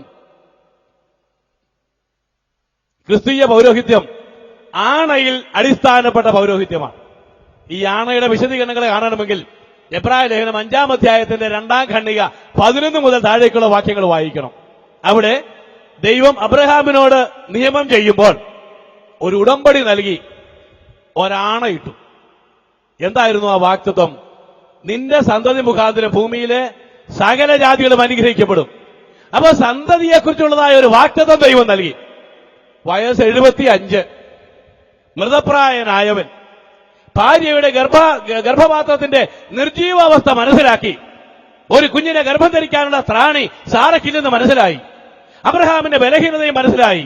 പക്ഷേ അബ്രഹാം വിശ്വാസത്തിൽ ക്ഷീണിച്ചില്ല എന്ന് ആവർത്തിച്ച് പറഞ്ഞിരിക്കുമ്പോൾ ഒരു കാര്യം എടുത്തു പറഞ്ഞിരിക്കുകയാണ്. 2 കാര്യങ്ങളാൽ ശക്തിയുള്ള പ്രബോധനം അബ്രഹാമിന് ലഭിച്ചു. 5-ാം അധ്യായത്തിലെ കാര്യമാണ് ഞാൻ പറഞ്ഞത്. 2 കാര്യങ്ങളാൽ ശക്തിയുള്ള പ്രബോധനം. ഈ 2 കാര്യങ്ങളാലാണ് അബ്രഹാം പിന്മാറിപ്പോകാതിരുന്നത്. എന്ന് പറഞ്ഞാൽ ഏത് കാലത്തുമുള്ള വിശ്വാസികൾ, പ്രത്യേകിച്ച് എബ്രായ വിശ്വാസികൾ പീഡയുടെ മുൻപിൽ വളരെ ഭയന്ന് പിന്മാറുവാൻ മനസ്സുകൊണ്ട് തീരുമാനിച്ചിരുന്നപ്പോൾ എഴുത്തുകാരൻ പറയുക, നിങ്ങളുടെ പിതാവുണ്ടല്ലോ, പൂർവ്വപിതാവ്, അദ്ദേഹത്തിന് വളരെയേറെ പ്രലോഭനങ്ങളുണ്ടായി, പരീക്ഷകളുണ്ടായി, ദൈവത്തിന്റെ വാഗ്ദത്തത്തിൽ സംശയിക്കാൻ എല്ലാ സാധ്യതയും ഉണ്ടായിരുന്നു. എന്ന രണ്ട് കാര്യങ്ങളാൽ അദ്ദേഹം പിന്മാറിപ്പോയില്ല. രണ്ട് കാര്യങ്ങളാൽ ശക്തിയുടെ പ്രബോധനം പ്രാപിച്ചു. കുമ്പനാട് കൺവെൻഷനിൽ വന്നിരിക്കുന്ന ദൈവജനത്തിന് ഈ രണ്ട് കാര്യങ്ങളാൽ ശക്തിയുള്ള പ്രബോധനം ലഭിച്ചുകൊണ്ടിരിക്കുകയാണ്. ഏതാണ് ഈ രണ്ട് കാര്യങ്ങൾ? ഒന്ന്, വാഗ്ദത്ത സന്തതി. ആ സന്തതിയെ കിട്ടുമെന്നുള്ളത് ദൈവം തെളിയിച്ചത് എങ്ങനെയാണ്? അബ്രഹാമേ, നിനക്ക് ഞാൻ മകനെ തരാമെന്ന് പറഞ്ഞാൽ ഏതാണ്ട് 24 കൊല്ലങ്ങൾ ഈ വാക്ക് കേട്ടുകൊണ്ട് അബ്രഹാം ഇങ്ങനെ ജീവിക്കുക. 75-ാമത്തെ വയസ്സിൽ തുടങ്ങിയ വാഗ്ദത്തം 99 100 പോയ. പക്ഷേ അബ്രഹാമിന് ക്ഷീണിക്കാതെ വിശ്വാസത്തിൽ ബലപ്പെടാനിടയായത് ദൈവം പറയുക മാത്രമല്ല, ഒരാണയും കൂടെ ഇട്ടുകൊടുത്തു. ഒരാണയും കൂടെ ഇട്ടു. ഇനി എന്തായിരുന്നു ഈ ആണ? 5-ാം അധ്യായത്തിൽ തന്നെ പറയുന്നുണ്ട്, മനുഷ്യർ തങ്ങളെക്കാൾ വലിയവരെ കൊണ്ടല്ലോ ആണയിടുന്നത്. പഴയ കാലത്ത് ആണയിടുന്ന രീതി ഉണ്ടായിരുന്നു. അങ്ങനെ ആണയിടുമ്പോൾ ആളുകൾ തങ്ങളെക്കാൾ വലിയവരായ ആളുകളെ കൊണ്ട് ആണയിടും. കാര്യം സ്ഥിരപ്പെടുത്താൻ വേണ്ടി ആണയിടുന്നത്. അങ്ങനെയെങ്കിൽ ഈ വാഗ്ദത്തവും ആണയും ഇവ രണ്ടും ഏതായിരുന്നു? രണ്ട് വാക്യങ്ങളൊന്ന് വേഗം വായിക്കണേ. ഗലാത്യ ലേഖനം 3-ാം അധ്യായം, ആദ്യം 26-ാം വാക്യവും രണ്ടാമത് 24-ാം വാക്യവും. ഏറ്റവും പ്രധാനമായ 16-ാം വാക്യവും 14-ാം വാക്യവും. ഗലാത്യർ 3:16 ആദ്യം വായിക്കാം. ഈ വാഗ്ദത്ത സന്തതി ആരായിരുന്നു? ഇനി അതിനുശേഷം 14 കൂടെ വായിക്കാം. എന്നാൽ അബ്രഹാമിനും അവന്റെ സന്തതിക്കും വാഗ്ദത്തങ്ങൾ ലഭിച്ചു. സന്തതികൾക്കും എന്ന് അനേകരെ കുറിച്ചല്ല, നിന്റെ സന്തതിക്കും എന്ന ഏകനെ കുറിച്ചത്രേ പറയുന്നത്. അത് ക്രിസ്തു തന്നെ. ഏറ്റവും പ്രധാനപ്പെട്ട കാര്യം ഒടുവിലത്തേത്, നിന്റെ സന്തതികൾക്ക് എന്ന അനേകരെ കുറിച്ചല്ല, നിന്റെ സന്തതിക്കും. ആ സന്തതി ആരായിരുന്നു? ഇസഹാക്ക് ആയിരുന്നില്ല. ആ സന്തതി യേശുക്രിസ്തുവായിരുന്നു. ലോകത്തിലെ സകല ജാതികളും ക്രിസ്തുവിൽ അനുഗ്രഹിക്കപ്പെട്ടു. അപ്പോൾ യേശുക്രിസ്തുവിനെ അബ്രഹാമിന്റെ വംശത്തിൽ ലോകരക്ഷകനായി അയക്കുമെന്നും ആ ലോകരക്ഷകൻ കുരിശിൽ മരിച്ച് പാപപരിഹാരം ഉണ്ടാക്കുമെന്നും അദ്ദേഹം വീണ്ടെടുപ്പുകാരനായി തീരുമെന്നുള്ള കാര്യം അബ്രഹാമിന് വിശ്വാസത്താൽ കാണാൻ കഴിഞ്ഞു. ആ ദൈവത്തിൽ അബ്രഹാം വിശ്വസിച്ചു. അതവന് നീതിയായി ദൈവം കണക്കിട്ടു. രണ്ടാമത്തെ കാര്യം, അതിനൊരു ആണയിട്ടല്ലോ.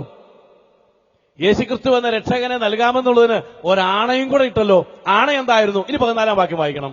അബ്രഹാമിന്റെ അനുഗ്രഹം ക്രിസ്തുയേശുവിൽ ജാതികൾക്ക് വരേണ്ടതിന് നാം ആത്മാവെന്ന വാഗ്ദത്ത വിഷയം വിശ്വാസത്താൽ പ്രാപിപ്പാൻ തന്നെ. ഇവിടെ അബ്രഹാമിന്റെ വാഗ്ദത്ത വിഷയം വിശ്വാസത്താൽ ജാതികൾക്ക് ലഭിക്കാൻ നാം ആത്മാവെന്ന വാഗ്ദത്ത വിഷയം വിശ്വാസത്താൽ പ്രാപിച്ചു.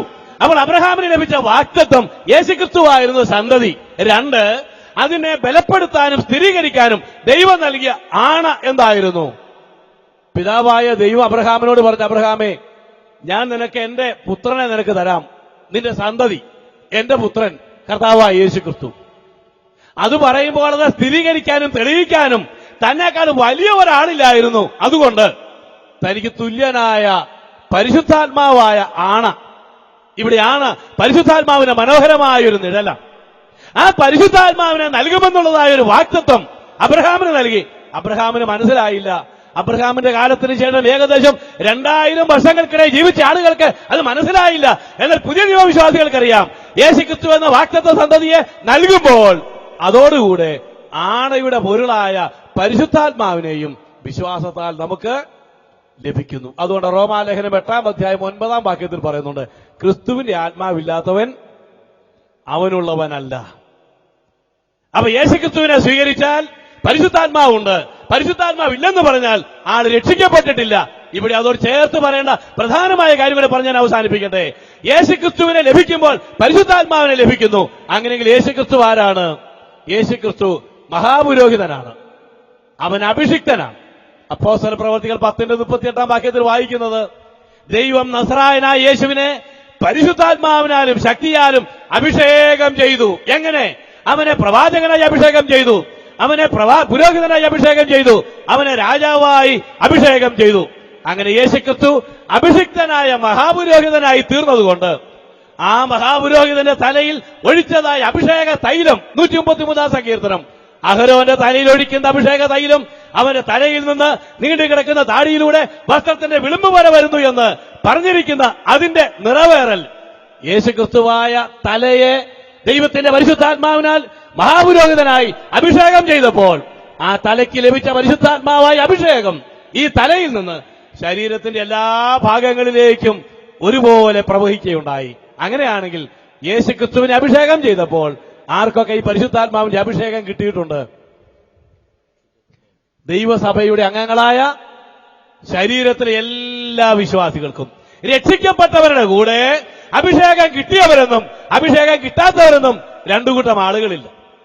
ഞാൻ ഈ കൺവെൻഷൻ യോഗങ്ങളിൽ ചെല്ലുമ്പോൾ എനിക്ക് അല്പം വേദന തോന്നാറുള്ള ഒരു കാര്യം, പ്രാർത്ഥിക്കുന്ന സമയത്ത് ചില ആളുകൾ പ്രാർത്ഥിക്കാറുണ്ട്, കർത്താവേ നിന്റെ ദാസൻ ചാണ്ടപ്പിള്ള ഫിലിപ്പിനെ പരിശുദ്ധാത്മാവിനാൽ ഇന്ന് രാത്രിയിൽ അഭിഷേകം ചെയ്യണം, വർഗീസ് കുര്യനെ അഭിഷേകം ചെയ്യണം, OM ശമൂൽ സാറിനെ അഭിഷേകം. അങ്ങനെ ഒരു അഭിഷേകം ഇല്ല കേട്ടോ. ഒരഭിഷേകം ഉണ്ടായിട്ടുള്ളൂ, അത് യേശുക്രിസ്തുവിന് ലഭിച്ച അഭിഷേകം. ആ അഭിഷേകം ശരീരമായ സഭയിലെ എല്ലാ അവയവങ്ങൾക്കും കിട്ടിയിട്ടുണ്ട്. അങ്ങനെ യേശുക്രിസ്തുവിനെ അഭിഷേകം ചെയ്ത് മഹാപുരോഹിതനാക്കിയെങ്കിൽ ആ അഭിഷേകത്തിന്റെ സാധ്യത ശരീരമായ സഭയിലെ മുഴുവൻ വിശ്വാസികൾക്ക് ലഭിച്ചിട്ടുണ്ട്. അതുകൊണ്ട് അവരാരാണ്? സ്വീകാരം ലഭിച്ച പുരോഹിതന്മാരാണ്. Let us hold fast our profession. നമ്മുടെ പ്രൊഫഷൻ പൗരോഹിത്യമാണ്. യേശുക്രിസ്തു മഹാപുരോഹിതനായതുകൊണ്ട് നാം എല്ലാവരും രക്ഷിക്കപ്പെട്ടപ്പോൾ പരിശുദ്ധാത്മാവിന്റെ അഭിഷേകം ലഭിച്ച് പുരോഹിതന്മാരായി തീർന്നിരിക്കുന്നു. അതുകൊണ്ട് പത്രോസിന്റെ 1-ാം ലേഖനം 2-ാം അധ്യായത്തിന്റെ 5-9 വാക്യങ്ങളിലും വെളിപ്പാട് പുസ്തകം 1-ാം അധ്യായത്തിന്റെ 6-ാം വാക്യത്തിലും മാറി മാറി വായിക്കുന്നത് രക്ഷിക്കപ്പെട്ടവരെല്ലാവരും പുരോഹിതന്മാരാണ്. പുതിയ നിയമ പുരോഹിതന്മാരാണ്. അവർ രാജകീയ പുരോഹിതന്മാരാണ്. അവരെല്ലാവരും അഭിഷേകം ലഭിച്ചവരാണ്. വിശ്വാസികളുടെ കൂടെ പുരോഹിതന്മാരും ഐമേനികളുമെന്ന് വ്യത്യാസമുള്ള ആളുകളില്ല. രക്ഷിക്കപ്പെട്ടോ കർത്താവായ യേശുവിനെ കൈക്കൊണ്ടോ അവരെല്ലാവരും അഭിഷിക്തരാണ്. അഭിഷിക്തർ മാത്രമല്ല, അവരെല്ലാവരും പുരോഹിതരുമാണ്. പുതിയ നിയമത്തിൽ 3 സ്ഥലങ്ങളിൽ മാത്രമേ അഭിഷേകത്തെക്കുറിച്ച് പറയുന്നുള്ളൂ. 2 കൊരിന്ത്യർ 1-ാം അധ്യായം 21-ാം വാക്യം, 1 യോഹന്നാൻ 2-ാം അധ്യായം 20-ാം വാക്യവും 27-ാം വാക്യവും, ഈ 3 സ്ഥലങ്ങളിൽ മാത്രമേ പരിശുദ്ധാത്മാഭിഷേകത്തെക്കുറിച്ച് പറയുന്നുള്ളൂ. ആ അഭിഷേകത്തെക്കുറിച്ച് പറയുന്ന 3 സ്ഥലങ്ങളിലും ഭൂതകാലത്തിൽ നടന്നു കഴിഞ്ഞ കാര്യമായി പറഞ്ഞിരിക്കുക. എന്റെ പ്രിയപ്പെട്ടവരെ, വചനം എത്രയോ തെളിവായി സത്യങ്ങളെക്കുറിച്ച് പറഞ്ഞിരിക്കുക. പുതിയ നിയമ പൗരോഹിത്യം വൈശിഷ്ട്യമാർന്ന പൗരോഹിത്യമാണ്. നാം എല്ലാവരും രക്ഷിക്കപ്പെട്ട എല്ലാവരും പുരോഹിതരായി തീർന്നിരിക്കുന്നതിനാൽ ദൈവത്തെ ആരാധിക്കുന്ന, സ്തുതിക്കുന്ന, സ്തോത്രം ചെയ്യുന്ന, ശരീരങ്ങളെ സമർപ്പിക്കുന്ന, സുവിശേഷ വേല ചെയ്യുന്ന, കർത്താവിന് വേണ്ടി കൊടുക്കുന്ന, രക്തസാക്ഷി മരണം വരിക്കുന്ന 5 വിധമായ യാഗങ്ങൾ അർപ്പിക്കുവാൻ നിയമിക്കപ്പെട്ടിരിക്കുന്നു. ഈ പൗരോഹിത്യത്തിന്റെ വൈശിഷ്ട്യതയെയും അതിന് മുഖാന്തരമായി തീർന്ന നമ്മുടെ ശ്രേഷ്ഠ മഹാപുരോഹിതനെയും ഓർത്ത് ദൈവത്തിന് സ്തോത്രം ചെയ്യാം.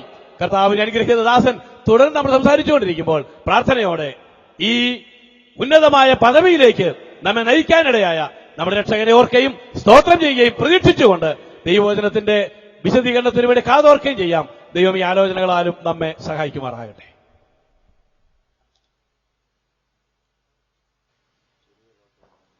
നമുക്ക് ലഭിച്ച ശ്രേഷ്ഠ മഹാപുരോഹിതനെ കുറിച്ചുള്ള കേൾവി നമ്മുടെ ജീവിതത്തിൽ അനുഗ്രഹമാക്കിയല്ലോ. ഇപ്പോൾ നമുക്ക് ഏവർക്കും കൂടെ ചേർന്ന് ഒരു പാട്ടിന്റെ 1-2 ചരണങ്ങൾ പാടി ദൈവത്തെ മഹത്വപ്പെടുത്താം. പാഠപുസ്തകത്തിലെ 50-ാമത്തെ പാട്ട്, ആശ്രയം യേശുവിൽ എന്നാൽ മനമേ നിനക്ക് ആശ്വാസമായിടും ആയുസ്സെല്ലാം എന്ന ഗാനം നമുക്ക് ഏവർക്കും കൂടെ ചേർന്ന് ദൈവസന്നിധിയിൽ പാടാം. എല്ലാവരും തൽസ്ഥാനങ്ങളിൽ എഴുന്നേറ്റ് നിന്ന് നമുക്ക് ആ പാട്ട് പാടാം.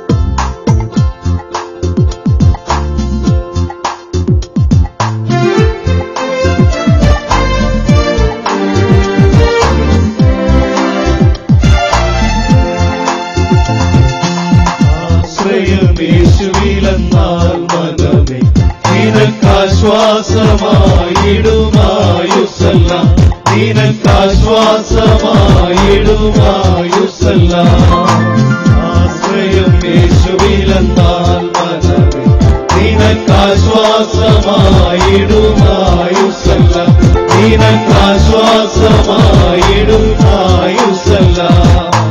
ആശ്രയിച്ചിടുന്നവൻ തനുദിനമഭയമൻ അവഗണിച്ചിടുകയില്ലവരവരെ. ആശ്രയിച്ചിടുന്നവൻ തനുദിനമഭയമൻ അവഗണിച്ചിടുകയില്ലവരവരെ.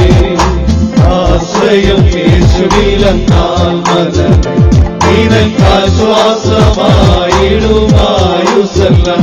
നിനക്കാശ്വാസമായിടുമായുസെല്ലാം. മനുഷ്യനിലാശ്രയിച്ചാൽ അരിശം നിരാശയെല്ലാം ഒരു സുഖം മനസ്സിനുണ്ടായിടുമോ. മനുഷ്യനിലാശ്രയിച്ചാൽ അരിശം നിരാശയെല്ലാം ഒരു സുഖം മനസ്സിനുണ്ടായിടുമോ. യേശുവിലാശ്രയിച്ചാൽ ഏതു വിഷാദമിന്നും വാസത്തിൽ വന്നാലും നിരാശയില്ല. യേശുവിലാശ്രയിച്ചാൽ ഏതു വിഷാദമിന്നും വാസത്തിൽ വന്നാലും നിരാശയില്ല. ആശ്രയം യേശുവിലെന്നാൽ മനമേ നിനക്കാശ്വാസമായിടുമായുസെല്ലാം. നിനക്കാശ്വാസമായിടുമായുസെല്ലാം. നാം കേട്ട ദൈവവചനങ്ങളെ ഓർത്ത് വിശേഷാൽ നമുക്ക് ദൈവത്തെ സ്തുതിക്കാം. നാളത്തെ ചില കാര്യങ്ങളെക്കുറിച്ചും അത്യാവശ്യമായി നമ്മൾ അറിയേണ്ട മറ്റു ചില കാര്യങ്ങളെക്കുറിച്ചും ഒന്ന് വളരെ വേഗത്തിലൊന്ന് പ്രസ്താവിച്ചു കൊള്ളട്ടെ. നാളെ രാവിലെ പരസ്യയോഗങ്ങൾ തടിയൂർ, വെണ്ണിക്കുളം, തോണിപ്പുഴ, പുല്ലാട് എന്നീ സ്ഥലങ്ങളിൽ രാവിലെ 7:30 മണിക്കുണ്ടായിരിക്കുന്നതായിരിക്കും. ബൈബിൾ ക്ലാസ് രാവിലെ 8:30 മുതൽ 9:30 വരെ സഹോദരൻ ചാണ്ടപ്പിള്ള ഫിലിപ്പ് നയിക്കുന്നു. ക്രിസ്തുവിന്റെ കന്യകാ ജനനം എന്നുള്ള വിഷയം. 10:30 മുതൽ 1:30 വരെ സോദരി സമാജത്തിന്റെ മീറ്റിംഗ് ആണല്ലോ. സഹോദരന്മാരായ വർഗീസ് കുര്യനും ജോർജ് മാത്യുവും വചനം ശുശ്രൂഷിക്കുന്നതാണ്. ഉച്ചഭക്ഷണം ക്രമീകരിച്ചിട്ടുണ്ട്. കൂടാതെ സ്തോത്ര കാഴ്ചയും ആ യോഗത്തിലുണ്ടായിരിക്കും. രാത്രി യോഗങ്ങൾ പതിവ് പോലെ 6 മണിക്ക് ഗാനശുശ്രൂഷയോടുകൂടി ആരംഭിക്കും. സഹോദരന്മാരായ ജോർജ് മാത്യു, ജോൺ കുര്യൻ എന്നിവർ വചനം ശുശ്രൂഷിക്കുന്നതാണ്. കൺവെൻഷൻ പ്രസംഗങ്ങൾ www.brethren.news.com തത്സമയം പ്രക്ഷേപണം ചെയ്യുന്നുണ്ട്. കൂടാതെ റേഡിയോ മന്നായിൽ നിന്നും ഈ പ്രസംഗങ്ങൾ ശ്രവിക്കാവുന്നതാണ്. അന്യസ്ഥലങ്ങളിൽ പാർക്കുന്ന പ്രിയപ്പെട്ടവരെ ഈ വിവരങ്ങൾ അറിയിച്ചാൽ അവർക്ക് ഈ കാര്യങ്ങൾ കാണുവാനും കേൾക്കുവാനുമുള്ള അവസരങ്ങൾ ഉണ്ടായിരിക്കുമല്ലോ. എല്ലാ രാത്രി യോഗങ്ങളിലെയും പ്രസംഗങ്ങൾ MP3 CD-യിൽ റെക്കോർഡ് ചെയ്ത് കൺവെൻഷന്റെ അവസാന ദിവസം വിതരണം ചെയ്യുന്നതാണ്. വാഹനം പാർക്ക് ചെയ്യുന്നവർ അറിഞ്ഞിരിക്കേണ്ടത് ബ്രദറൻ ഇംഗ്ലീഷ് മീഡിയം സ്കൂളിലും നോയൽ മെമ്മോറിയൽ സ്കൂളിന്റെ പരിസരത്തും നമ്മുടെ മെയിൻ ഗേറ്റിന്റെ അടുത്തുള്ള പേ ആൻഡ് പാർക്ക് സൗകര്യങ്ങളും ഉപയോഗപ്പെടുത്തണം. വ്യാഴം, വെള്ളി, ശനി എന്നീ ദിവസങ്ങളിൽ ഉച്ചയ്ക്ക് ശേഷം 3 മണി മുതൽ 6 മണി വരെ TMM ഹോസ്പിറ്റലിലെ കാർഡിയോളജി ടീം സൗജന്യ ഹൃദ്രോഗ പരിശോധന ഇവിടെ വെച്ച് നടത്തുന്നതാണ്. അതിന് താൽപര്യമുള്ളവരെ നേരത്തെ പേരുകൾ രജിസ്റ്റർ ചെയ്യാവുന്നതാണ്. വ്യാഴാഴ്ച രാവിലെ മിഷണറി മീറ്റിംഗ് ആയിരിക്കും എന്നുള്ള കാര്യം നേരത്തെ തന്നെ അറിയിക്കുകയാണ്.